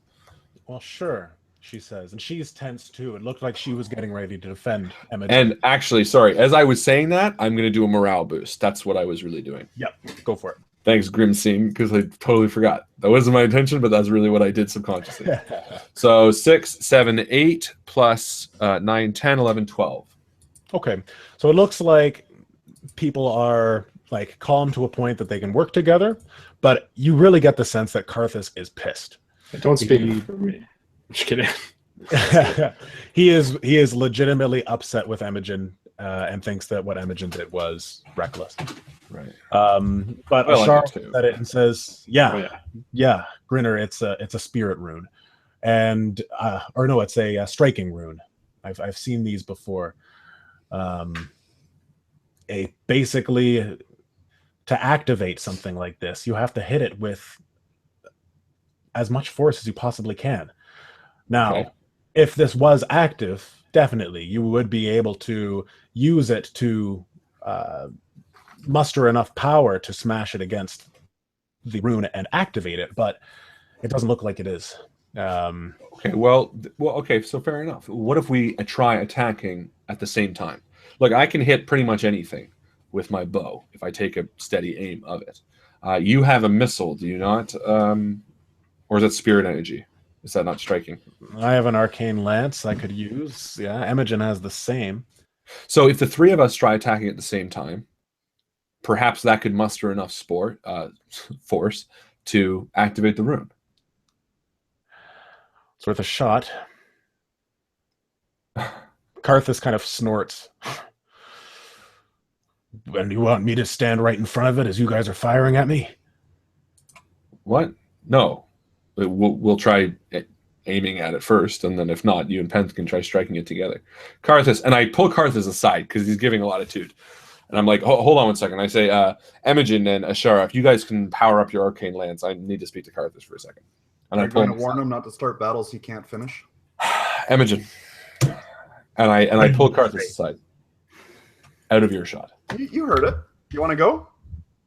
And no I weapons, say, Imogen, relax for a second, please. Come on, big guy. What you got? And I walk over to Imogen and I look down at him. I say, Imogen. I don't like the way this guy's talking to me. I don't give a shit, Imogen. Zip it. And I walk back to Carthus and I pull him aside.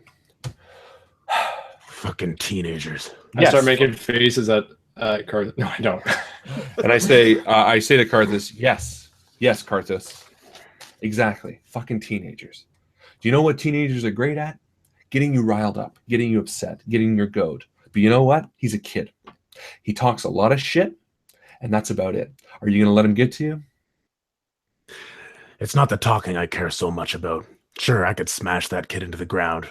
Maybe he'd learn a lesson. But what I really care about is knowing that his magic doesn't touch me. All right? You know what I used to be. You know how I feel about magic. Yes, I know how you feel about magic, and I know what you used to be. You need to understand something. Imogen is very powerful, He's very dangerous right now. And I'm not saying you need to get on all fours and be his footstool, but you need to be mindful of how much shit you throw his way, because he is a very emotional, very pissed off little teenager with something within him that can frankly wipe us all out. And Karthus, I know you. I know you're very powerful. You know me. You know I don't put up with shit either. But I'm telling you right now, what's in him would run us through and through 100 times over. There's no end to it. It's not of this world, okay? And I want to not intimidate him, but I want to give him a bit of that. It's a persuasion. Yeah, just a persuasion. So we'll do communication. And You I get a also want to do +2 perception to because see if I could overhear their conversation. Okay. Okay. So a +2 as well? So I already have 4, so that would be +6 then. So 10, 11, 12, 13, 14. 14. Okay, that's good. So you see him start to relax a little bit. And he says, "You're right. You're right. We can get rid of whatever's in him right now. I don't think I've encountered a mage that hit me like that before, so we'll play things smart." He is a kid. He's going to do childish things. He's going to be reckless. And you're not wrong in thinking that he should be safe. But there's something called tact. And with Imogen and the way he is right now, we need to be tactful in how we ask him to do things. He's not going to respond to blunt force aggression. And I'm assuming he overheard because he rolled really well. Yeah, he did. Perfect. But at the same time, Imogen, Ashara has been talking to you, trying to keep your attention. Yeah, again, I'm doing the... and I'm kind of lost. I keep getting parts of the conversation because, again, I'm focused on how beautiful she is and like, oh, wow, she's finally paying attention to me. But what is this guy up to? And I know that Grinner's got my back. I understand that. But I want to hear what Karthus is really saying and what his feelings really are. And now I'm intrigued about, that little snippet of what he was and that sort of thing. So Right. So you pick up bits and pieces, but one question stands out from Ashara. She says, "Yeah, it was amazing, Imogen. Absolutely amazing. You managed to knock down all 4 of them. And this guy is pretty stout." She points to Penth. "How did you do that? I've never seen you do that before." I've Or never done it anyone. before. I've actually it just felt right. It just felt like something I could do. I've had no training. It just comes to me in the moment. And then it's like I can just grasp into the fade and redo these things. Yeah. I'm amazed. Well, Like, Imogen, instead of Arcane Lance, why don't you try doing another one of those? Think you could do it? on the rune? Yeah. Yeah, but you guys would have to stand back. Yeah, we'll all Obviously, be back. We've seen that it affects. Yeah. It'll be fine. Let's try that. Grinner, are you ready? And I walk over, obviously, and I say, "Are we all aiming? Sorry, you want him to go by himself?" No. Let's all do it together. But Oh. I thought that Imogen might want to try that new spell he just learned. It's pretty powerful. Fine If by he me. uses it again, he might be able to learn how to be more consistent with it too. Maybe learn how to focus it in one spot. So I got 18 to hit. All right. After aiming, obviously, which I would aim at the rune. Okay. And that Ashara means... hit. Now, I also had like stun points, so that would add an extra d6. I would at least spend it on the mighty, whatever. So that would be 15 damage. 15 damage, okay. Yeah. And Ashara did 9. Oh, sorry, 8. So 15. 8. And Imogen, how did you do? I got a 16 to hit. Okay. And only a 1 penetrating damage. So man. does it add up? Does it add your magic or anything? It doesn't. No. Okay. It All right. It knocks people prone. It doesn't actually do a lot of damage. So it looks like you guys did actually make an impact, and it glows stronger than you've seen, but it slowly starts to fade. The minute it glows, I run to the door and try to push it or something. Okay. I don't know. Yep, that's fine. So you run to the door and you push it, and do you like try to do damage again? It looks like you just didn't hit it all the way to the maximum. Oh, okay. You know what? Then I do. Then, as seeing that, I just draw another arrow really quickly and I fire again because it's free for me to draw. So as it's fading, I'm just gonna fire at it again without telling them. I'm just gonna go really quick. Perfect. And this time I won't aim, obviously, because I won't have time. Oh no, I would aim. So that's 10, 11, and 8. So 19 to hit. And you've got one stun. And I had one stun point, which I will use as pierce armor. Okay. Or sorry, mighty blows 2. Yeah, so armor wouldn't really make a difference. Or would it? Maybe. Might. I don't know. We'll say pierce armor then. So that's 9 damage. 9 damage. Okay. So the collective attack, Ashara's Arcane Lance, Imogen's Thunderclap, and Grinner's Bow, they all hit, and the light kind of explodes with light and kind of is piercing, but it begins to fade. And before it can fade too much, you see Grinner pull out one last arrow, fire, and you hear the rune explode, and the room is filled with white light. And as your eyes begin to adjust again to the darkness, you hear a rumbling sound as the doors open. And we're going to pause there to go to the mid-game posts. Mid-game post. That's right, ladies and gentlemen. It's time for the mid-game post. I am posting right now on the Facebook group the first, second, and third comment, as well as the 20th comment, to respond with the correct phrase are going to get 2 XP each. The word of the day is open. Thunderclap. Wait, Thunderclap? Thunderclap. The word is one word, thunderclap. And it's posted now. I've got the thunderclap. You sure do. Better get that shit checked out. By Zeus. How's it going, everybody? How you guys doing? Combat encounters take a long time. Chris, you look like you got a headache, buddy. Oh, I do. You know, you made me sick. I know. I'm sorry. I've been sick for the past week. Have you been? It's tough, isn't it? Doesn't feel good. You just feel tired.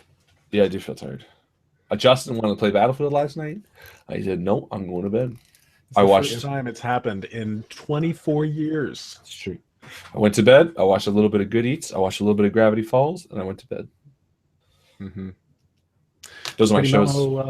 Yeah. That's what I'm watching right now. Good Eats is a great cooking show by Alton Brown. One of my favorite shows of all time. And Gravity Falls is by the guy who did that one I showed you, Justin. The really great musical cartoon. Oh, God. What was it called? Over the Garden Wall. Remember that? Oh, right. Yeah. It's like a Cartoon Network show that he did. And it's really funny. Very cute. Nice. I've been watching Westworld. Oh, I have the first 7 or 8 episodes down saved. And I'm going to... I like... See, I'm big on, like, seasons. I don't want to wait. Yeah. So I wait to the finale and then I'll watch it. This is the first time that I watched like the first 6 episodes or 7 episodes this weekend, and then watched one last night or 2 nights ago. And now it's so weird being like, oh wow, like I can't just sit and watch them. I've got to wait for the last 2 to come out. I always hate that. I love Westworld though. I remember the original movie with Yul Brynner. That's what Michael Crichton, I think, wrote and directed too, the original. So yeah. All right, mid-game post. Here we go. First, second, and third are Jake Ortega, Lucas Vasquez, and Rich Brown. So that's 1, 2, 3, 4, 5, 6, 7, 8, 9, 10 is Paul. I think it's going to be Paul. 11, 12, 13, 14, 15, 16, 17, 18, 19, 20 is Paul. Oh, I don't know. I think I might have missed it, but it was Paul anyway. Well done, Paul. I feel when Harlan butchers my beautiful Hispanic surname, is it not Vasquez? Vasquez? Did I say that wrong? Vasquez. Vasquez? That's gotta be what it is. Vasquez. Vasquez. Vasquez. Did I not say that? Vasquez. But maybe that's not it. Maybe it's Johnson. Vasquez? Maybe it's Vasquez. Vasquez. Vasquez. Fair enough. Sorry, Lucas. I didn't. Vasquez. Okay, well, I'm Canadian, man. We, you know how many like names like that are up here? Like 2. There's besides Visu. That's the only one we got. So there we go. Lucas Vasquez. It's Viso, by the way.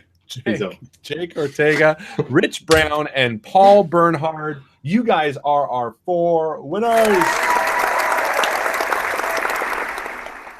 Well done, guys. And yeah, Chris, I think you'd like Westworld as well. It's up your dick alley.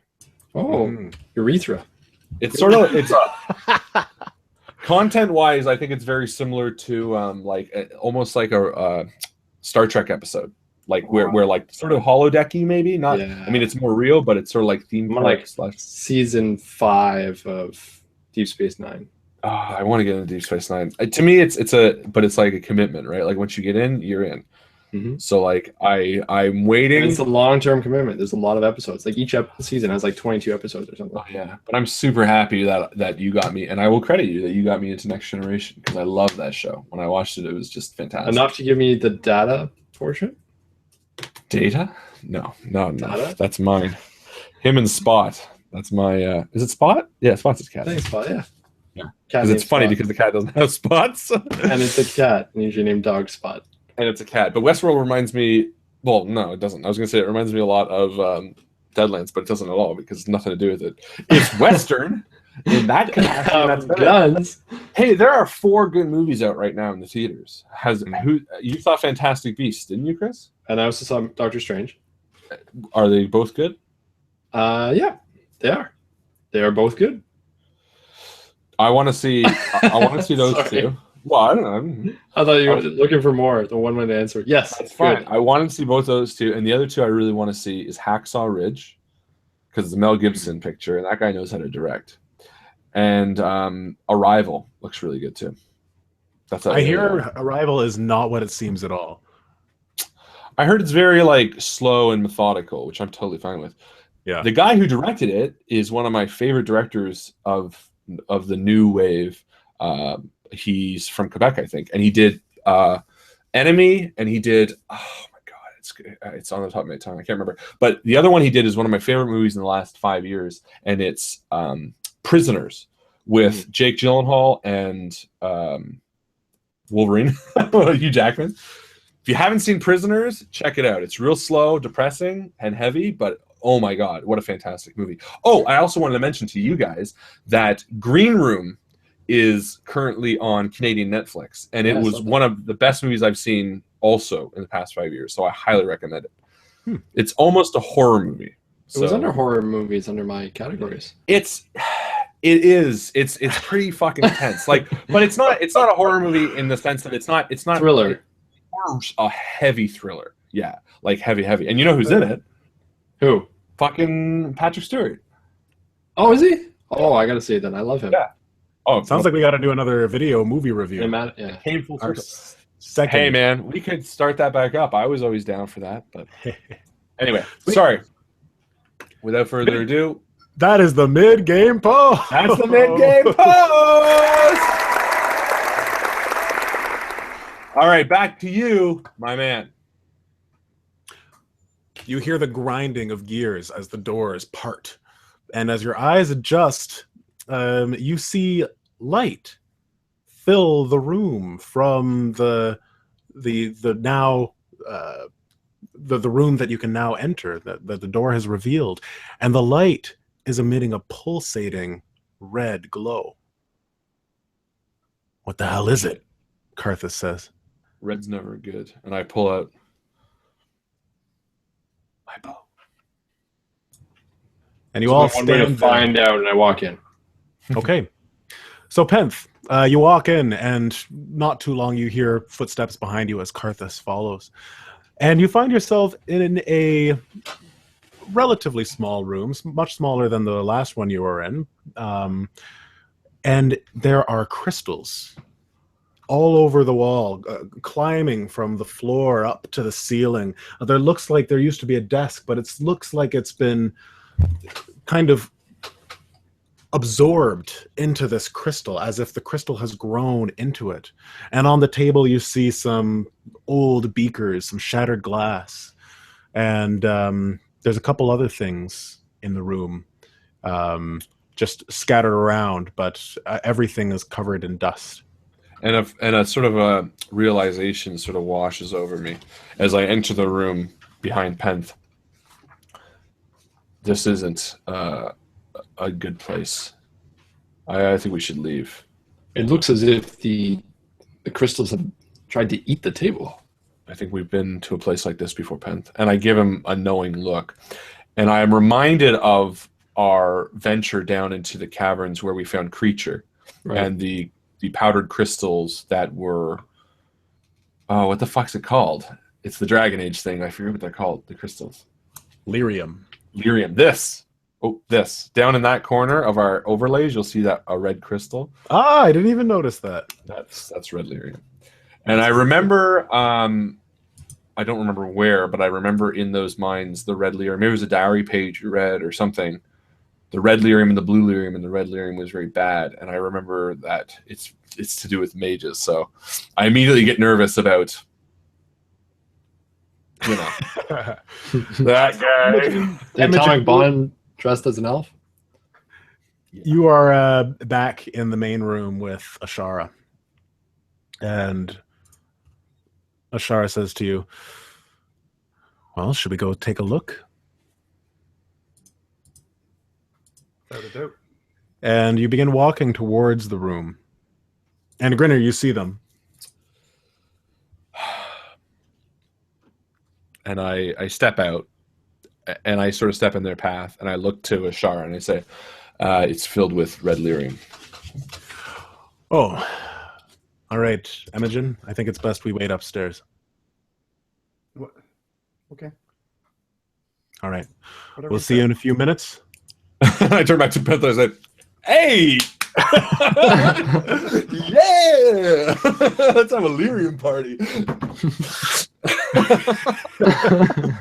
And I'm going to go back in the room and I'm going to look around for anything of important substance or fun. So go ahead and do a perception. Oh, eat it, dick. Ooh. Now, you got stunt points there. Boy, that's the best. Oh, Because I literally have, that makes me wonder. You may immediately take another perception test at no additional cost in time or resources. So I'm going to take another one. Oh, that's so much better. Wow. So that's nice. 10, 14 plus my perception, which is, I'm pretty sure, 3, so 17. Okay. Yes. So you notice a few things. Karthus is in one corner inspecting something that looks to be caught inside the lyrium. And looking around his shoulder, you see that there's a helm that is embedded into the lyrium. And it's a helm like none other that you've ever seen. It is like white gold that seems to sparkle white, even though there is no white light shining on it. By all means, it should sparkle red. Mm-hmm. But you also see that there is what looks to be a panel on the wall behind the door, where the door is slid into themselves or into the walls. I'll take a look at said panel. Okay, so you approach the panel while Penth. What is Penth doing? Fortunately, I didn't have a successful perception check, so I'm following close behind with Grinner. Grinner, is there anything of worth in here, or is this just a dangerous place we should leave? And I think for a second, I turn around to Penth and I say, Penth, over there on that wall is a helm, and I think it would suit you well. I think you should take it and use it. A helm. And I walk over to where it points and I inspect it.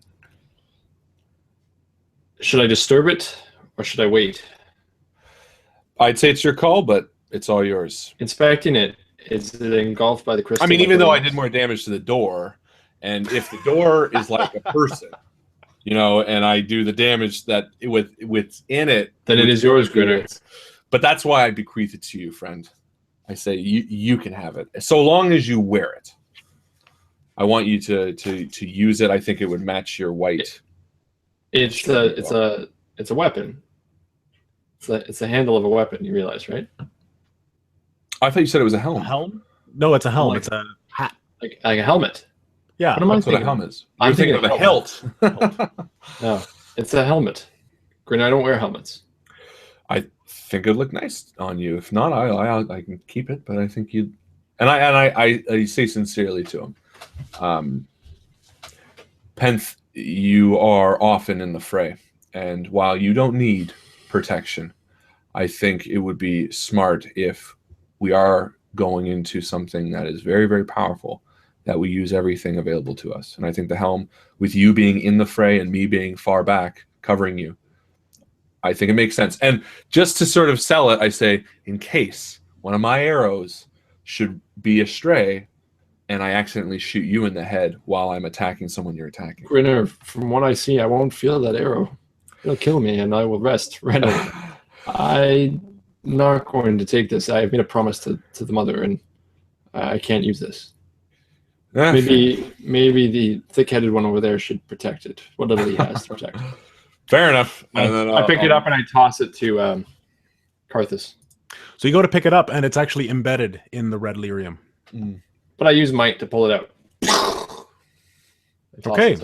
So you pull it out, and the lyrium just shatters. It doesn't. It's not too hard, and it just flies in the air, and bits, hit your skin and fly around, but not too much. You dust it off, and you hand it to Karthus, and Karthus takes it in one hand, and looks at you and says, "Are you sure?" Yes, I no need for it. I guess that's how this is going. I give it to him. He gives it to you. He's the one. It's called regifting. Yeah. I don't need this toaster either. Definitely nicer than my old one. And he takes his old helmet off, and it's like, before he puts it on, I stop because I'm sort of just half watching. He said, Karthus, have a shard check it before you put it on your head. We don't know if any of these items are cursed. yeah, you're right. That might be a good idea. And he takes it. But if it was going on Penn's head, just kidding. What have you got over there, Grinner? I don't know yet. I'll let you know. And I continue doing what I'm doing. I don't know yet. My GM hasn't described it. Yeah. So it is a panel. It looks like if you were to get something thin enough, you'd be able to wedge it in and pop it open. So I'll use my short sword. Okay, perfect. So you stick it in, and it doesn't take you too long. It's stone, and it slowly slides out, and then eventually pops out and collapses on the ground with a thud. And there, inside, you see the inside of the door. And there are the inside of the door. It's like a window to the door. I gotcha. And there is a rune there in front of you. I will pop out. Is it just one rune? This is the fire rune. Perfect. That's the one I wanted anyway. I will pop it out with my handkerchief. Okay. With my Invictus handkerchief. Yeah, you've got this strange you didn't handkerchief regift with the it? weird dice. Well, Karthus, do you... I have no need for such a thing. No, I will grab the gemstone. Yeah, something like that. Like the lid of that, maybe. Oh, it's tiny. I need an actual gemstone. So you grab it, and it is hot to the touch, and you almost burn yourself. Well, that's why I use this. There you go. So now you have it. And I take my other piece that I was given. Yeah. And I set that in. Is that how it worked? Yep. And then it like clamps on. Clamp, but I need Orda to actually embed it in my silverite bow, correct? So you can clamp it on, and then it will stay there as if the weapon is enchanted.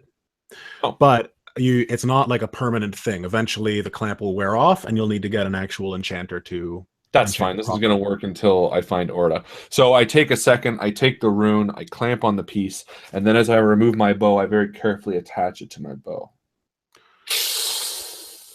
And as you do, the bow seems to warm up in your hand, and everything just feels nice Yeah, bitch. as your bow breathes with new life.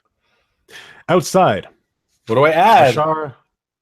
Oh, it is a. Baby cakes? It's actually a rune of elements, Yeah. and it inflicts +1 damage. Oh.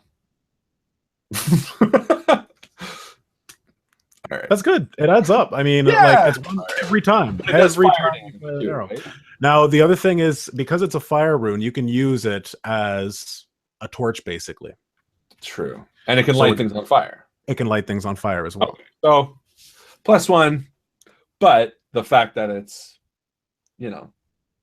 lights against fire, it balances out. Maybe I should have grabbed one of the other runes. Well, the other ones don't do too much either. Like the runes are rare to begin with, so anything that's gonna like boost your weapons and stuff is very rare. So a +1 is something to be celebrated. Yeah. Grinner celebrates. So- Harlan doesn't. Well, because Grinner doesn't know that it only does 1 damage. He's like, oh, the fire bow. This will burn a man alive. Wait till he shoots. Yeah.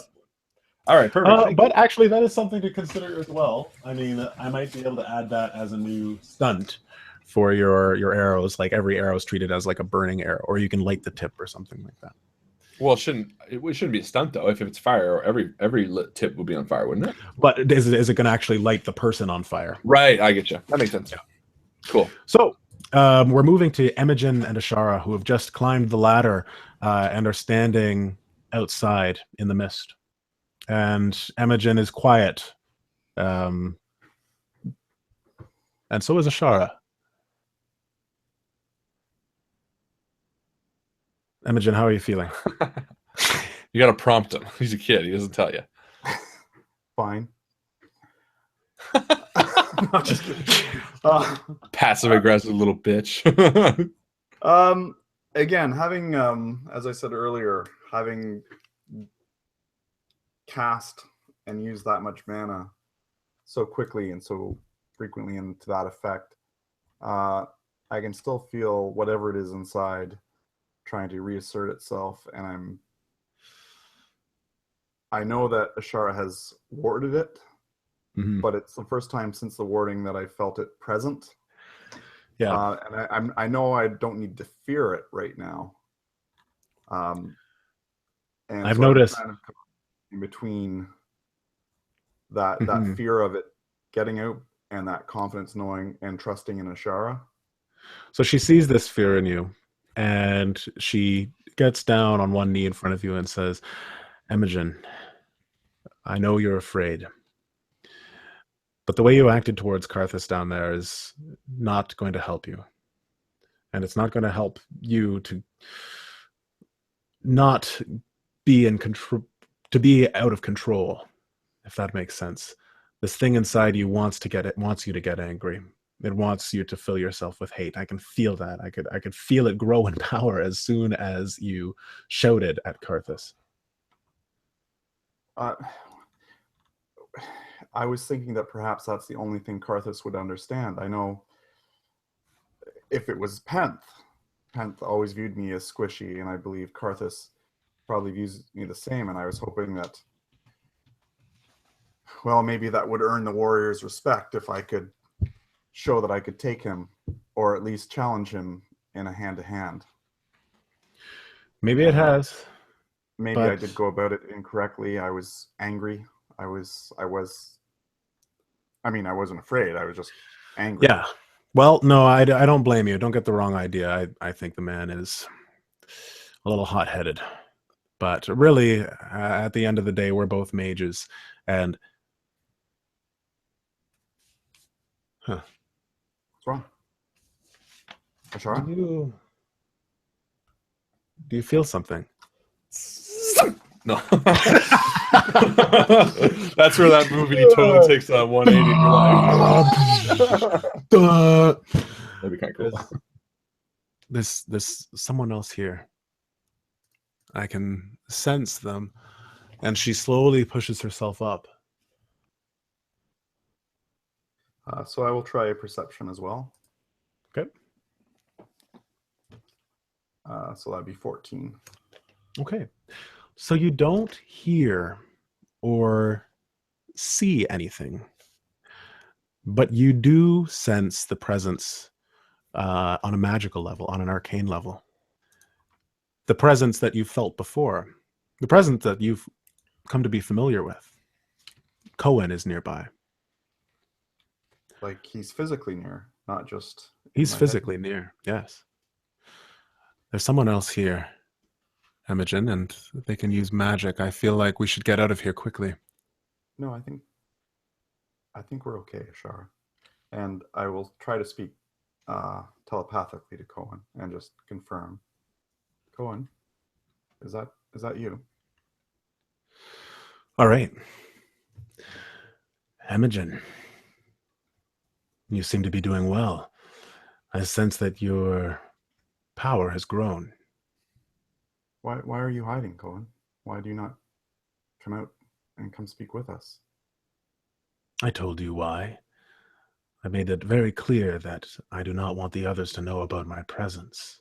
But there's only myself and Ashara. I And could come out now. Ashara already knows that you're here. Are you speaking this out loud? No, Or are this you is doing all. it- this is all mental. in the head. With time, Imogen. Ashara is bound to these people here. She will tell them. I don't want everyone to know about my presence. But I'll be seeing you later. We have things to discuss. You say she sensed me? Yes. She spoke aloud of it. Very well. I'll make my presence less apparent. Talk to But you I will soon, still know Imogen. that you are here. You won't sense me either. And then the presence starts to fade away. Oh, it's gone, Imogen. You. I don't know what that was, but like I said, anybody else who uses magic out here probably isn't. It doesn't have the best intentions. I think we should get the others and go. And as she says that, you hear sounds from below as Grinner appears at the base of, or as Karthus appears at the base of the ladder. I wasn't ready to leave. I'll leave when I'm good and ready. So, Grinner, Penth, you guys are left back alone in the room. So now I leave. Except I'm just going to reach into that other fire golem and take his rune as well. So you step towards the fire And golem. double down. As you step towards the fire golem, more flames spout from it. Yeah, well, as I it's use still my active. fire room, and I'm like, "Yo, Bo, it's me too." Nah, in all fairness, if I did try to pull it out and all that stuff, I wouldn't be able to attach. I only have one rune slot in my bow anyway, right? Exactly. Yeah. Yeah. So I'm just kidding. So I turn to Penth and I say, there was nothing else in the room, right? That I saw. Nope. That was it. Then I turn to Penth and I say,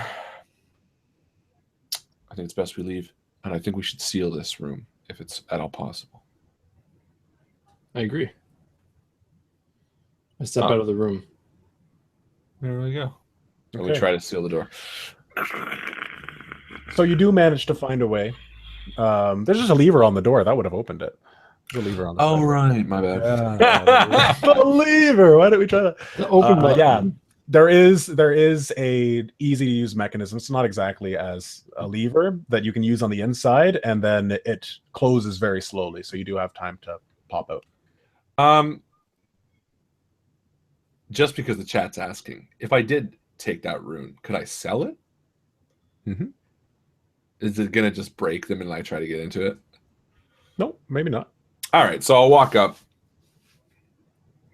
The guy's destroyed, right? So like, I don't think he's gonna be that much of a threat. Is he? You can dodge around the flames. Yeah. Yeah. So I'm just gonna try to get to his skull and like pry it open and try to grab the rune inside. Okay. So it doesn't take you too long. You do manage with your short sword to clear away most of the innards and get your hands on another fire rune. Okay, perfect. Now William's saying that the GM said you said my bow had 3 slots. Nope. Well, Just one. he'll have to. Will you go watch that first episode to make sure? Don't 'Cause do it. I don't know. Don't do it. I don't remember what I said. I don't remember. Triple fire bow. No, I'm just kidding. But I will take it because it could be useful to sell and Yeah. shit. Now, either way, you won't be able to apply it anyways until if there is 3 slots. To get until Orda. No, I wouldn't use it now. It would be like well in the future, but it would be kind of cool, because as we all get stronger. But the neat thing is I can level up these runes too. So this fire rune I can put points into, so it does more damage as well. So thanks, William. William's on it. He said. Anyway, yeah, I'll take that. I will leave. I'll do one last perception check in the room that we were in. Okay. In case there's anything of use. 4, 5, 6, 7, 8, 9, 10, 11. But you know what? I'm going to use that exploration stun point that I would have had. Yep. Reroll, and I got much better. It looks like there is more in the room, but everything else is like covered by lyrium. You'd have to dig away at the lyrium to get to more items. Like there's a chest. Does any of it seem really important? There's a chest? There's a chest, but it is like covered in lyrium. You'd have to spend at least a couple days chipping away at the lyrium. No. But I make a mental note to come back once our adventure's done. Yeah, this is going to be a single grinner camp fest where I start chipping it out. All right. I slap Pent on the back in a loving manner, and we head up to the surface. Perfect.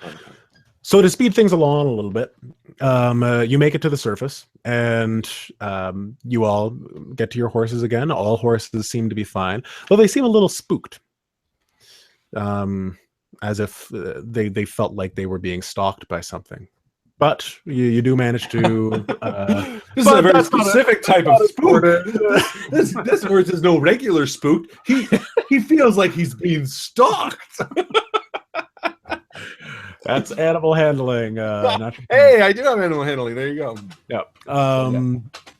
But you ride on to the west, down the Pale Road, which becomes paler and but eventually the mist starts to lighten up a little bit, and you find yourself walking through a marsh, and you can hear marsh insects chirping and creaking as you go by, and every now and then you see large lizard-like animals in the water moving slowly away from you.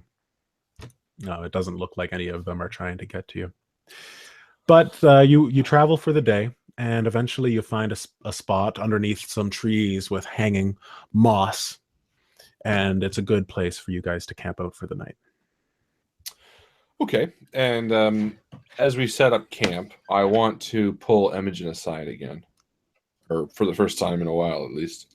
Okay. And I go over to Imogen and I say, looks like they're setting up everything quite nicely here. Can you help me collect firewood? Well, I was going to make tea. Well, we'll need a fire to make tea. Come. Okay. Yes, sir. Okay. So you guys go off and not too far. And as we're sort of out in the woods and we're picking up kindling and larger branches and things, I kind of say, look, I know Carthus kind of jumped down your throat earlier today. But I do understand that what he felt was relatively warranted. You took a big risk there, Imogen. You pushed a lot of guys back. And if one of them slid back and hit their head or something happened and they got hurt because of it, you don't want to put yourself in a position where you're hurting any of these people. Do you? No, but I also know that I also have the power to heal them.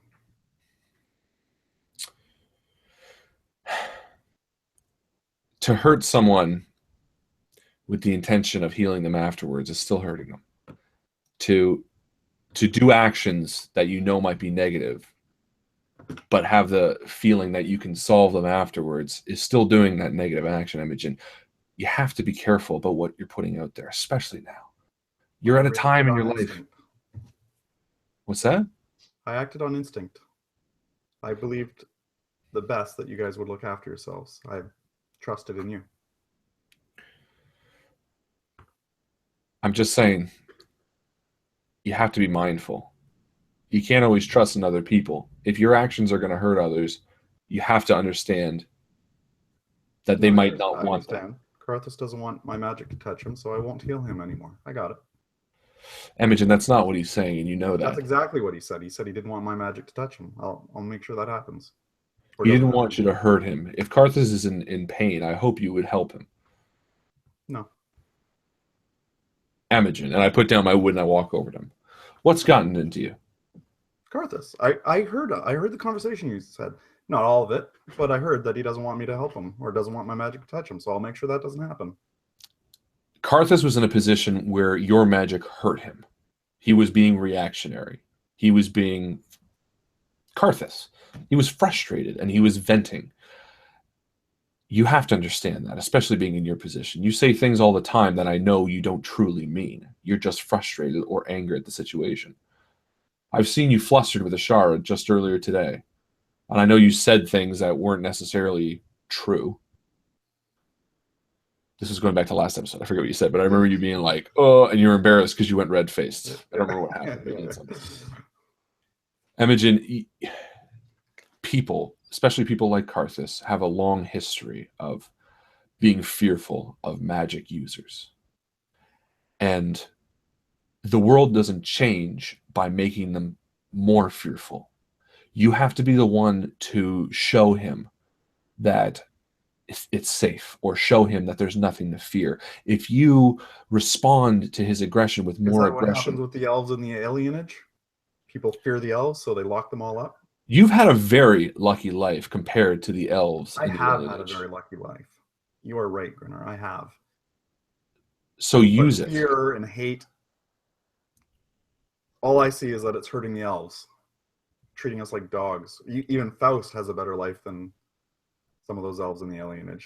And that's true. And so should I not be challenging this hate with more hate? Because I don't see that compassion is doing anything. I mean, sure, Ashars are helping. but Say that is to she really Ashara. helping? Tell Ashara that her compassion is helping nothing. Because her It's helping compassion, people eat. It's helping people heal. It's not helping them live a better life. it's helping them get It's by not helping them in a raise above their life that station. it has been an unfair bout with them. I am in no way disagreeing with you on this. But hate against hate does not solve anything. It creates war. It creates conflict. It changes the occupants of the alienage, maybe from one race to another. It doesn't solve anything. It's being smarter. Imogen, you are one of the most talented, intelligent people. Forget elf, forget human, dwarf. Just as a person, you're one of the most talented people I've ever met. You are so much smarter than this. You must understand that conflict that breeds conflict is nothing. There is no end to that. It's just a never-ending cycle. You've been in this world long enough to know that taking a moment, giving the benefit of the doubt, and being the better person, being the change that you want to see in someone else, is always the better solution. Especially when you are more powerful than them. At this point, I just lunge in and hug him, Oh, and I got the tears going because I know that he's right. I'm sorry, Grin. I don't know what's going on right now, and I don't even know what I'm thinking sometimes, if it's real, if it's not real. All I see is there's a lot of pain around me and inside of me, and I don't even know how to deal with it. I'm sorry. I'll do better. Honestly, I promise I'll do better. you don't have to do better. I know you're doing your best. I'm Imogen, sorry when if we I let first you met, down. I'm sorry if I let you didn't let me down. When we first met, back in that bar, almost half a year ago, I told you that you can be open and honest with me. I told you that you can share with me anything and that I would protect you. The same way that I've protected you every day since then. Even when you don't need it, I've had your back because I trust you. I trust you and Penth. You can always share with me anything that might come up. If you ever need to talk, if you're ever worried, if you ever have those doubts or those fears, let me know. You're not in this alone. Penth and I are here with you every step. I appreciate you taking me out here. Let's get back. I could use some of that tea. And I pick up the bundle of sticks and I head back with an arm on Imogen. Perfect. So while that all was happening, Karthus, Ashara, and Penth were setting up the campsite. And Penth, you get the campsite set up pretty quickly. And Karthus sits and he's inspecting his helm and just looking at it, kind of keeping it to himself so far, not giving it to Ashara yet. What are you doing, Penth? I keep wiping the blood that keeps dripping on my nose from the attack. Trying to hide that. Okay. And as I keep wiping the blood, I keep staring at I'm leaning over the side so they can't see me. I keep staring at the painting and flipping through the book to see if there's any pictures or anything that I can grasp, or the few letters that I'm trying to sound out and I can't get through the book and it's stressing me out. So I'm trying to understand, and just the turmoil in my mind of the worry and the anxiety that this painting's causing, and the fact that there could be answers in here and I can't get them. Okay. So from the basic look through the book, you see that there's only one small section that is about a beast that has pictures of the beast that you see in the painting. Most of the, or quite a bit of the book is about dragonkin or lizard-like things that don't have wings. A lot of them don't have wings or have smaller wings or are different somehow. So there's only one section that does talk about the big things, but you can't really make heads or tails out of anything because you can't read. But as you are trying to flip through the page, you get kind of absorbed in it as you see more pictures of the winged beasts. And you're startled when you hear Ashara's voice behind you. What? It says, dragons. Yes. I'm trying to read about them. Trying to read? I've never read before. And I've been told that there's answers in this book, and I need to know them.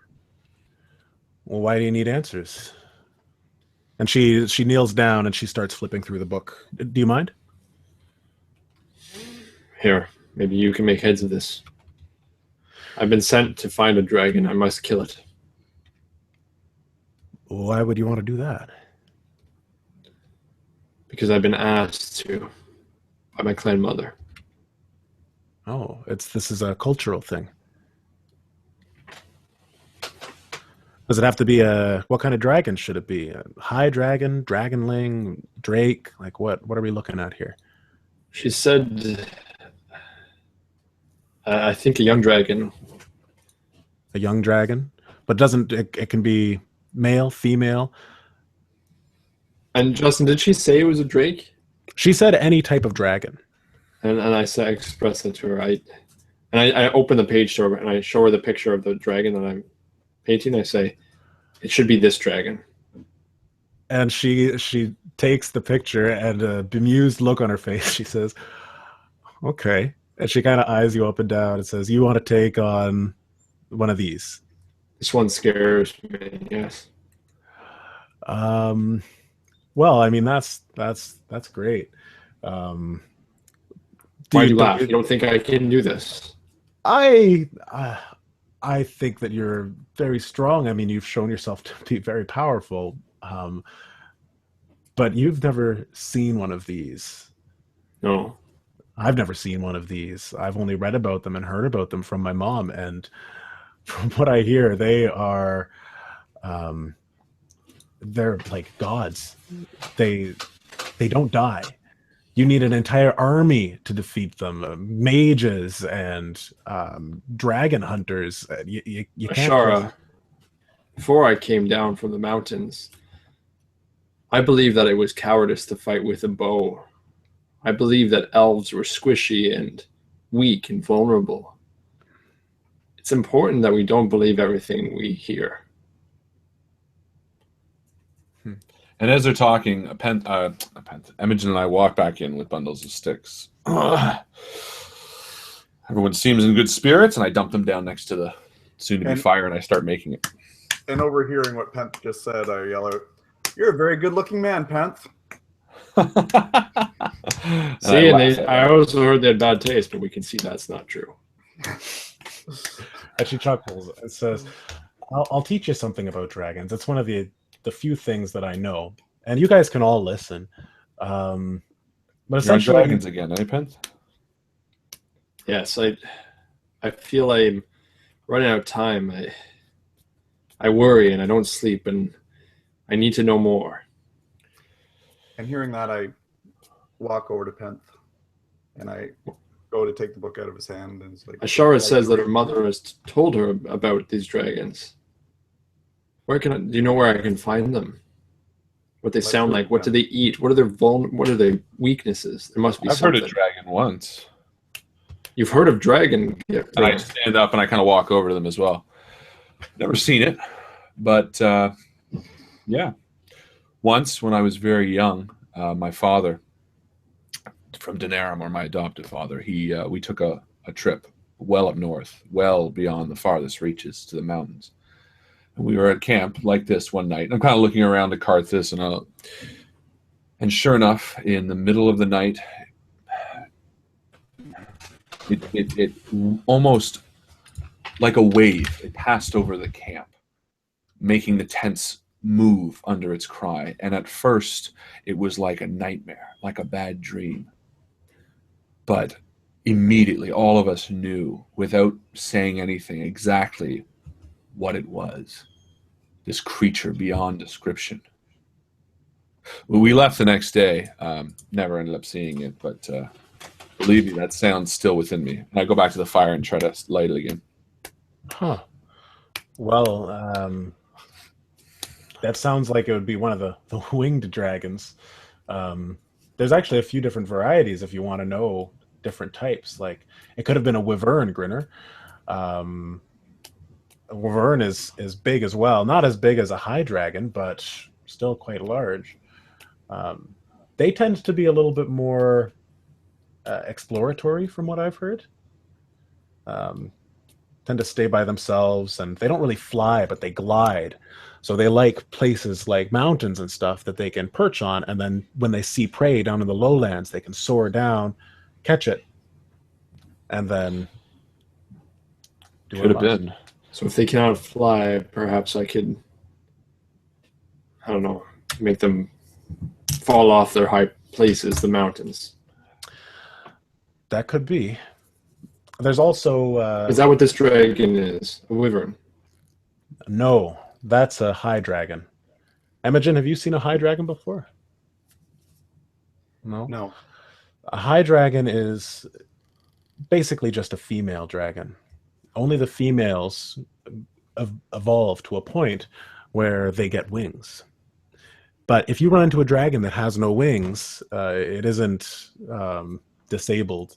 It's just a male dragon, also known as a drake. They tend to, when they hatch, they tend to stay with the high dragon, form kind of like a harem.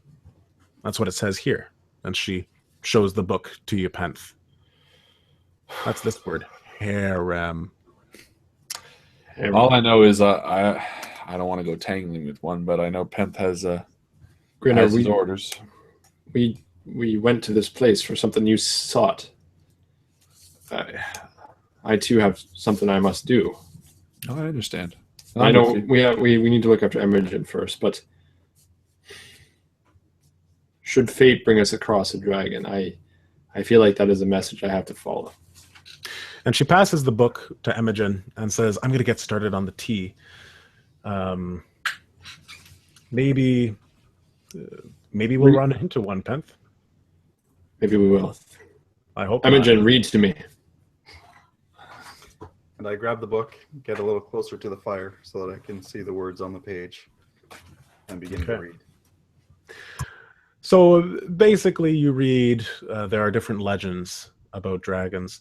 A lot of them, you're surprised, are a lot like Grinner's experience, where they might have seen the tail of a dragon or the sound of a dragon, different accounts of running into these.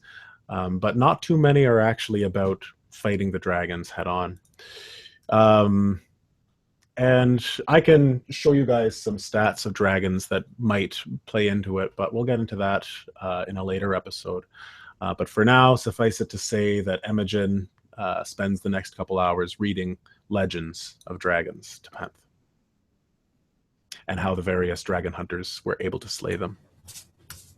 Sorry, let me unmute. As I'm reading the legends to Penth, and still feeling, in a sense, the feeling of the story that Grinner told, and how incredibly terrifying that must have been for him and all the stories in the book. But I get the feeling of fear, and I can feel that something starting to work towards reasserting control over my will.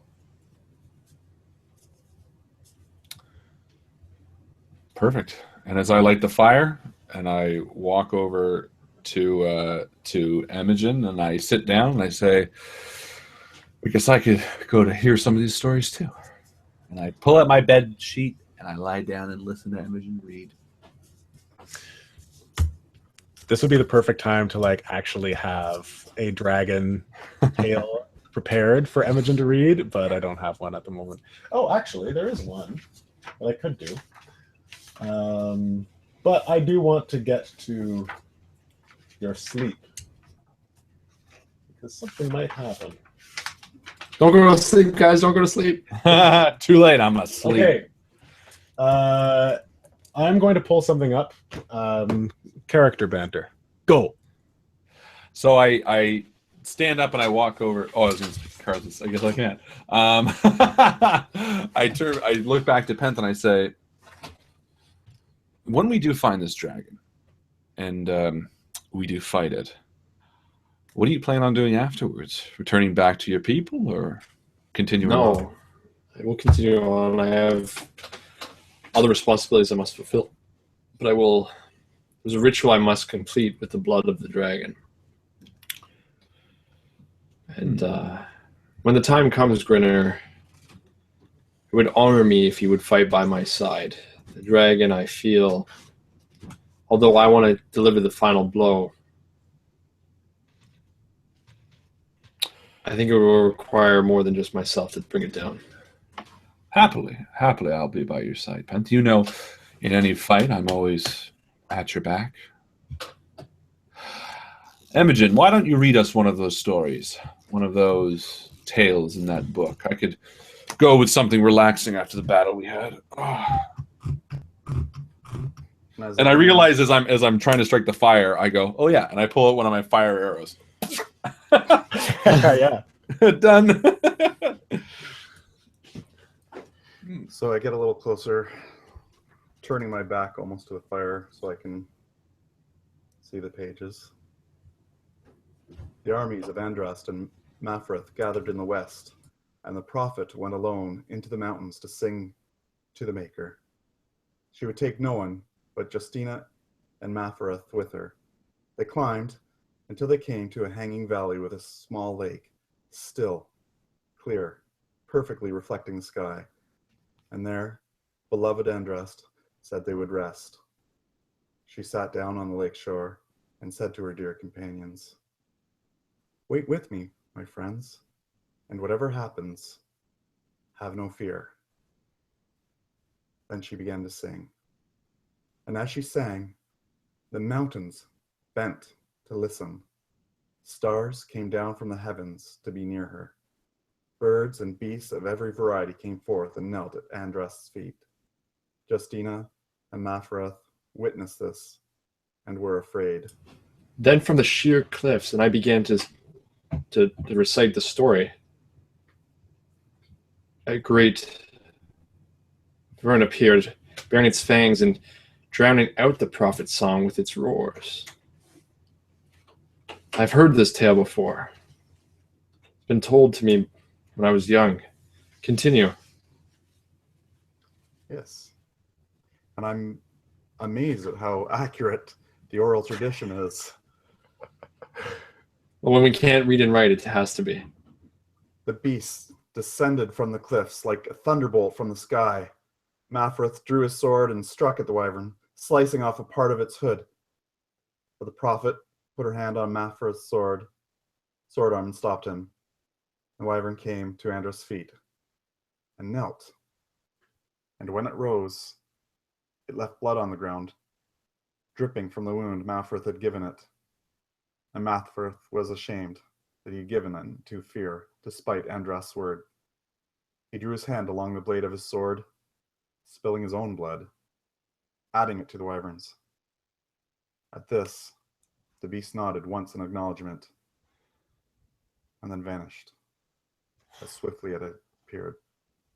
Jesus.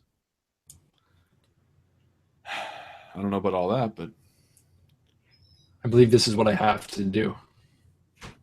well, hopefully you don't have to do the last part. I think that is the most important part. Spilling your own blood?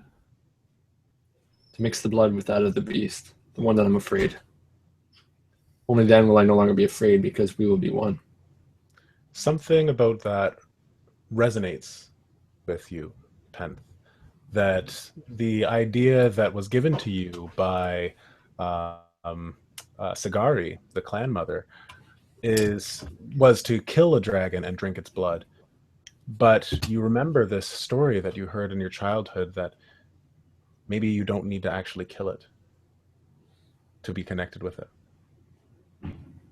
And you all hear that the story and the soothing words that Imogen has spoken has put Faust into a deep sleep. And he snores, and he's kind of running in his sleep. Looks like he's dreaming.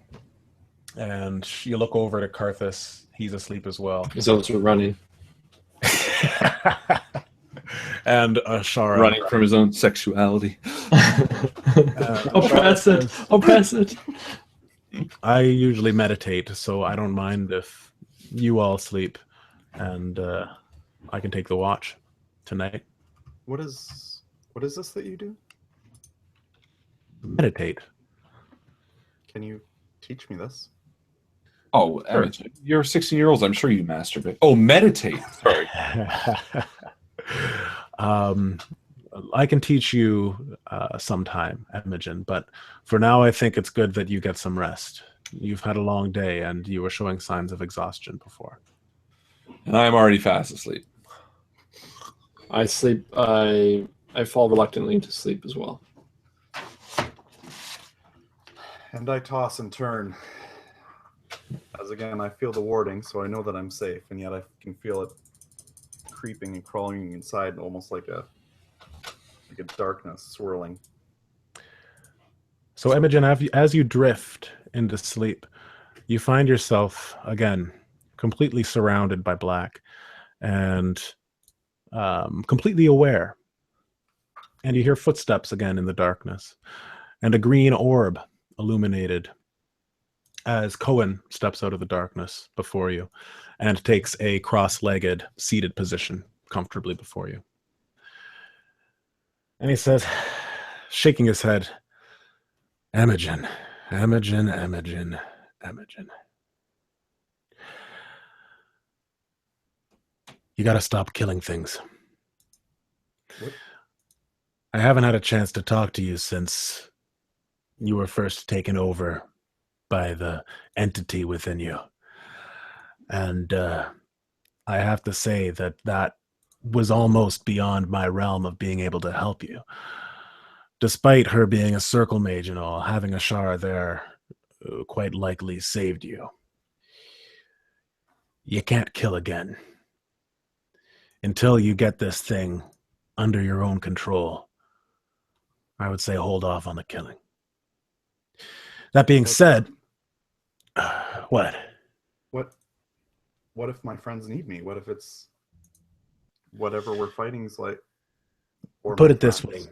The thing that is inside of you, it feeds off of death. So anytime you kill something, whether it is to help your friends or not, it's going to be feeding this thing within you. You have to find another way to be helpful. But I'll tell you something. That hate you feel, that anger, that confusion, I sensed it a little bit earlier. That's good. You keep that going. Let the anger build inside of you, Imogen. And I'll tell you why. Because the more used to the anger you can get, the more you can let it build within you and not let it control you, the more you'll be priming yourself to make sure that you can withstand the pressure, the intense mental pressure that this entity will put on you next time he tries to control you. So let the hate build. Do you have something to say? I don't know. Everything is so confusing. Is it ever going to make any sense? What? This life bullshit? Well, I don't even know how to be useful to my friends right now. Imogen, if you're able to pull this off, you will be one of the most powerful living beings ever to walk the face of Thetis. I don't even want this anymore. What do you mean? Any of this power. I don't want to be the most powerful. I just want to go, like, fuck this. Why has it got to be me? Why didn't it take someone else? It could have taken Panther, it could have taken Grinner. Someone with much, like, they're smarter, they're wiser, they know more about this world. Don't be an idiot, boy. You know I had picked you. Deep down, you know. You have a connection to it. It didn't pick you. I'm starting to sense that it called you. This is all part of a plan, I think. But either way, I can tell you're frustrated and you're angry. Work with that. I'll have my eyes on you. I'll do the best I can. And with that, he steps into the darkness, and you are left to your own dreams. 10th. Sweat drips down your face as you toss and turn in your bedroll. But a cool chill is over you as well. You're having flashes from your childhood. It seems that reading about the dragon has sparked something. The recognition of this oral tradition has brought you back to some moment. A moment where you were being rushed away from the Emir encampment.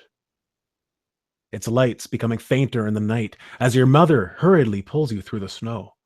You're small, young, maybe less than 6. Flash forward. You see the silhouette of your father, arm held out in front of him as he navigates through the raging snowstorm. You and your mother try to follow, but the snow is too intense, and eventually you lose track of him. You are cold and tired, so tired. Your mother is practically dragging you now. Flash forward. A roar thunders through the night. You hear your father's shouts, muffled by the snow. Your mother suddenly drops you and glances at you. Eyebrows and lashes white with snowflakes. Despite the poor visibility, you can picture her face perfectly clearly in that moment. A strong, determined expression chiseled into it. Then, in a flash, she's gone into the snowstorm, and you can hear the snow crunching beneath her feet as she dashes toward your father's sounds. What do you do? I call to her, "Mother, do not leave me." Your voice is high, and you shout and you push yourself off the ground, but your arms are weak and cold and you are tired. Do a willpower roll.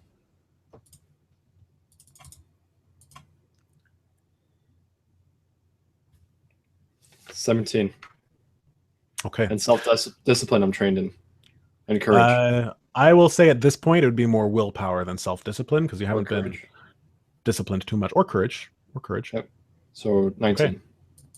So, despite your protesting arms and limbs, you push yourself off the ground and begin to stagger in the direction that your mother went. And You can hear the snowbanks are so deep, and as I go through it, I can feel it cut my hands because of the icy cover. Mm-hmm. And you step into the darkness, completely surrounded by snow, and a medley of human shouts and monstrous roars fill your head. And you feel helpless as you stagger through the snow towards it, the sounds getting louder and louder. And eventually, you begin to see it. In the pale light that is being cast through the snow, you can see some hulking beast, bigger than anything you've seen before. Your parents are fighting with it as you collapse to the ground. And the roars and shouts begin to be muffled again by a big gust of wind that pushes snow covering your view. And as with one remaining roar, everything goes silent. And all you hear is the wind howling between the mountains. You're on the ground again. What do you do? I need to help them. So I start crawling forward. Okay. I pull myself through the snow. You pull yourself through the snow, each reach. But every time I get closer, I can hear the roar. And I'm afraid of what I'm going to see. And I stop myself. You're too afraid. And listen. There's a deafening silence. Your heart pounds forcefully through your body. And you notice that you've been screaming this whole time because your throat is raw. Then, in the silence, the sound of heavy footsteps in your direction. The sounds echo in your mind, louder than any footsteps should be, even from a beast as large as what you saw. You hope desperately that it's your mother, but deep down you know it isn't. The footsteps suddenly stop, and you see the silhouette of a man, near completely shaded by the heavy snow. And you feel in your soul that this isn't a dream. This is a memory. He's holding something in his hand, and after a pause, he tosses it just before you. It's a head. Massive, bloody, and covered in fur. Fur? You aren't certain. You feel as though it should be fur.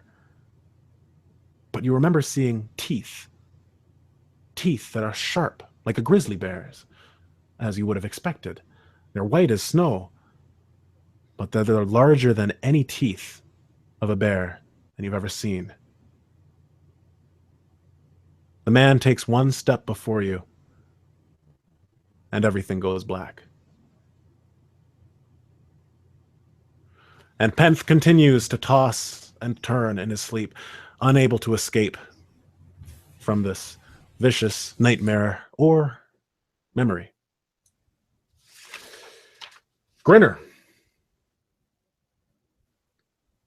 you as well are tossing in your sleep. And you hear a voice, clear as day, piercing the night between the trees. It is deep and booming. Where are they? Amidst the trees, you can see that the tent has been completely destroyed, and the hulking man pokes at its contents with his massive hammer. There is another man from before, who you saw in front of the burning house, just after you saved the boy from perishing within it. What was his name again? Matt. Start with an M. Malik. That's it. Malik. The voice whispers, rattling around your head. And what happens next? I turn to Okay. look at the boy. And you look at the boy, and it doesn't look like he's looking at you, but he whistles. And I stand up. And I remember the boy. I remember saving him from the house that was on fire. And I remember the boy didn't know who killed his parents, but he heard the voice of who killed his parents. And I told him that if we're ever in the situation, if he ever hears the voice of the man who killed his parents again, to whistle, because we might not be in a situation where he could tell me that that's the person. So to whistle. And as I'm crouched, lying down, prone in the darkness, waiting for the men who are raiding our camp to leave, I hear the boy whistle. And I know that this man in front of me in the darkness is the man who killed the parents of the boy next to me. And I stand up and I take aim into the darkness and I fire. Go ahead. Roll to see if you hit. And I 4, 5, 6, 7, 8, 9, 10, 11, 12, 13. 13. But because they are unaware of your attack, you get a +3 to your attack. So 16. 16. So your arrow flies through the night and into the campfire lit, destroyed campsite that you had put up as a decoy. And the arrow flies and connects right with the hulking man's head. And he stiffens for a moment and begins swinging wildly before he collapses into the ground. And I feel, do I feel like it's me now or me then? You aren't sure. You feel almost as if you're in an echo of yourself. You react as you see a bolt of purple light shoot out from the campsite. And I dodge in front of the boy to make sure that he's safe, like I did that night. And the bolt hurls over your head. Flashing forward, you find yourself behind a tree. The boy is safe, but you've been shooting back and forth with this mage, trying to connect with him. But he keeps on dodging between the trees, evading your arrows. Yeah, I remember this. I fire again into the darkness. So well, 17 plus 6, so 23 or something, 22. Crazy high amount. And stunts. You get stunts as well. That's right, yeah. And I knock him prone, and I do an extra d6 damage. All things that didn't happen the first time I fought him, because now I feel more skilled, like I am older, like I am wiser. Like after the boy left me, something changed. And this is years ago, and yet I feel like I'm my current self. And I do terrible damage. Now you can re-roll that based on the stream. If anybody's donated experience. Yeah, points. Mark Lane actually said 5 XP before he left, so I will take Mark's. Thank you, Mark, and I'll re-roll So, it. yeah. Was it 5 to re-roll or 10? 5 to re-roll. Okay, so I'll take Mark's. Thank you. Yeah. 8 and 6. So yeah. Your arrow flies through the night, and you hear a cry as it connects with him, and a thud on the ground. And in an instant, you are over him. You're looking down at his lifeless corpse. Yeah. What now? Yeah. I remember. What did I do? He had something on him, didn't he? Mm-hmm. A medal of some sort, some object, some trinket. An orb. That's right, the orb. And I bend down and I grab it like I did, again, like echoing the moves I've had years before. And I retrieve it from his corpse, and I look at the orb again for the first time in what seems like forever. It still seems to have a faint purple glow to it. But there, etched in as the light fades away, becoming less and less visible, you see a symbol. 3 upside down crosses. And you're startled awake by someone nudging you. And I look over. And there, kneeling before you, you see a man dressed in all black. And he says, "You are all very deep sleepers." Oh, fuck. And I look around to make sure no one else has heard him. "Don't you worry. They are all out cold. Even the one that took watch." We had an agreement that you would stay away. "Yes, but I thought that this would be of importance." Okay. And I stand up to get away from the campsite to talk. Yeah. So he leads you into the forest, and you glance over at Ashara, and you actually see that there is a dart sticking out of her neck, and she's lying peacefully on the ground. I say, you can't do that. This better be really important information. "Oh, she'll be fine. This is This is important. You're being followed. I know. I paid you to. No, not by me. By someone else. And he gestures for you to follow into the woods. And I quietly follow. So you make your way through the woods silently. And not too long, you start to see the glow of a campfire. Who's that? That is where they set up. Now, I do not know if they are still there or if they have taken hiding, but I don't see any movement. Let's be careful. Who were they? I'm not too sure. One of them is a big man, quite large, a Talvashoth. I did not see him too much, but he's there. But there is also someone who seems to have the mannerisms of a mage. I know these two. These are the two that were at the bar. They're following us. How? Why? I don't know. Obviously, they find us important for some reason or another. For whatever reason they're following us, it can't be good. So you guys get to the edge of the campsite. You carefully move yourselves into the brim of the trees. Yeah. But there's no one there. The campsite is completely vacant. Yeah, this could be a decoy camp. I don't think we should move in. Very well. If you wish, I can keep my eyes on them. I thought it was best to let you know as soon as possible. Is there any... Can I roll a quick perception to see if there's any trail leading out? 9, 10, 11, plus 3, 13. The ground is damp. Or 14, sorry. And you can see a number of footprints. But you don't see any footprints that are actually leaving the camp. So there's a possibility they're just hiding out or something. Yeah, listen. Stick with them. See if you can't find anything out. But keep a distance. And if they should find you, you don't say anything.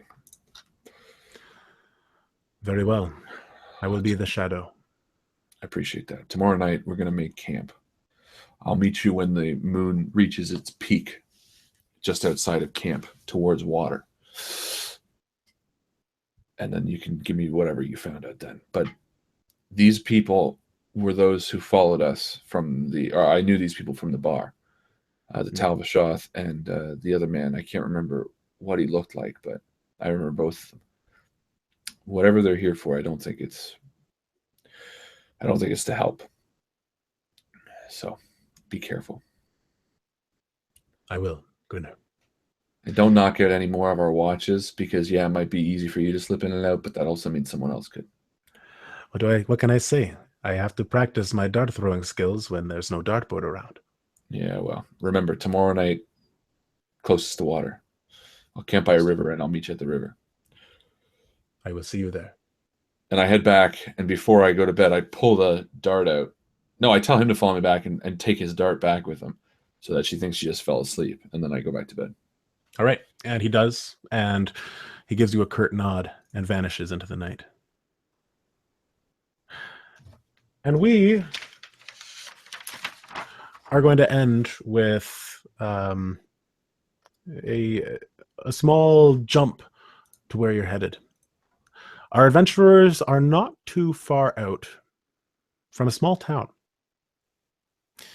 A town called Bleakwater. At the cusp of a forest known as the Deep Woods. Here, a little boy with a gaunt frame sits atop the wooden steps to his family's shack. He rocks back and forth, nibbling at his nails. His eyes are wide open, but he stares mindlessly at the ground. The loose boards beneath him creak as he rocks.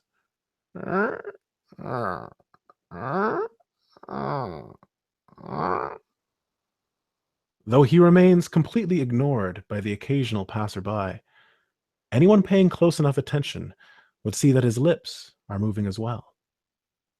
And if one of them were to approach him, perhaps they would shiver at the words that he utters. Justice for what will not mend. Grindelwald. Grindelwald. Bringer of man's fateful end. Grindelwald. Grindelwald. Returns in waves, growing power to usher in their final hour. Grindelwald. Grindelwald. Grindelwald is near. And that's where we're going to end it tonight. Oh. Grindelwald was the big bad from DA1.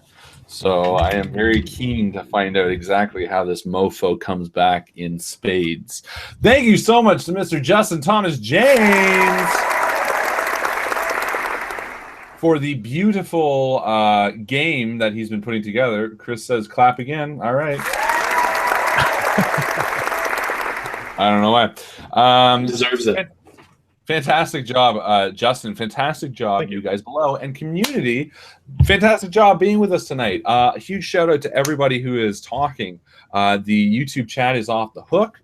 We got lots of people hanging out there, lots of people posting it on the group, and I appreciate you guys hanging out. I know it's, sort of Thanksgiving-ish for the people from the United States, so I appreciate you guys hanging out. And a special thanks to Mark and Trevor and Paul and Corey, who Mark, first off, for making the effort to try to be here and all that stuff, but also Trevor, Corey, and Paul, who all said that they were putting us on their big TV screens, which is just such a cool thing. I don't know.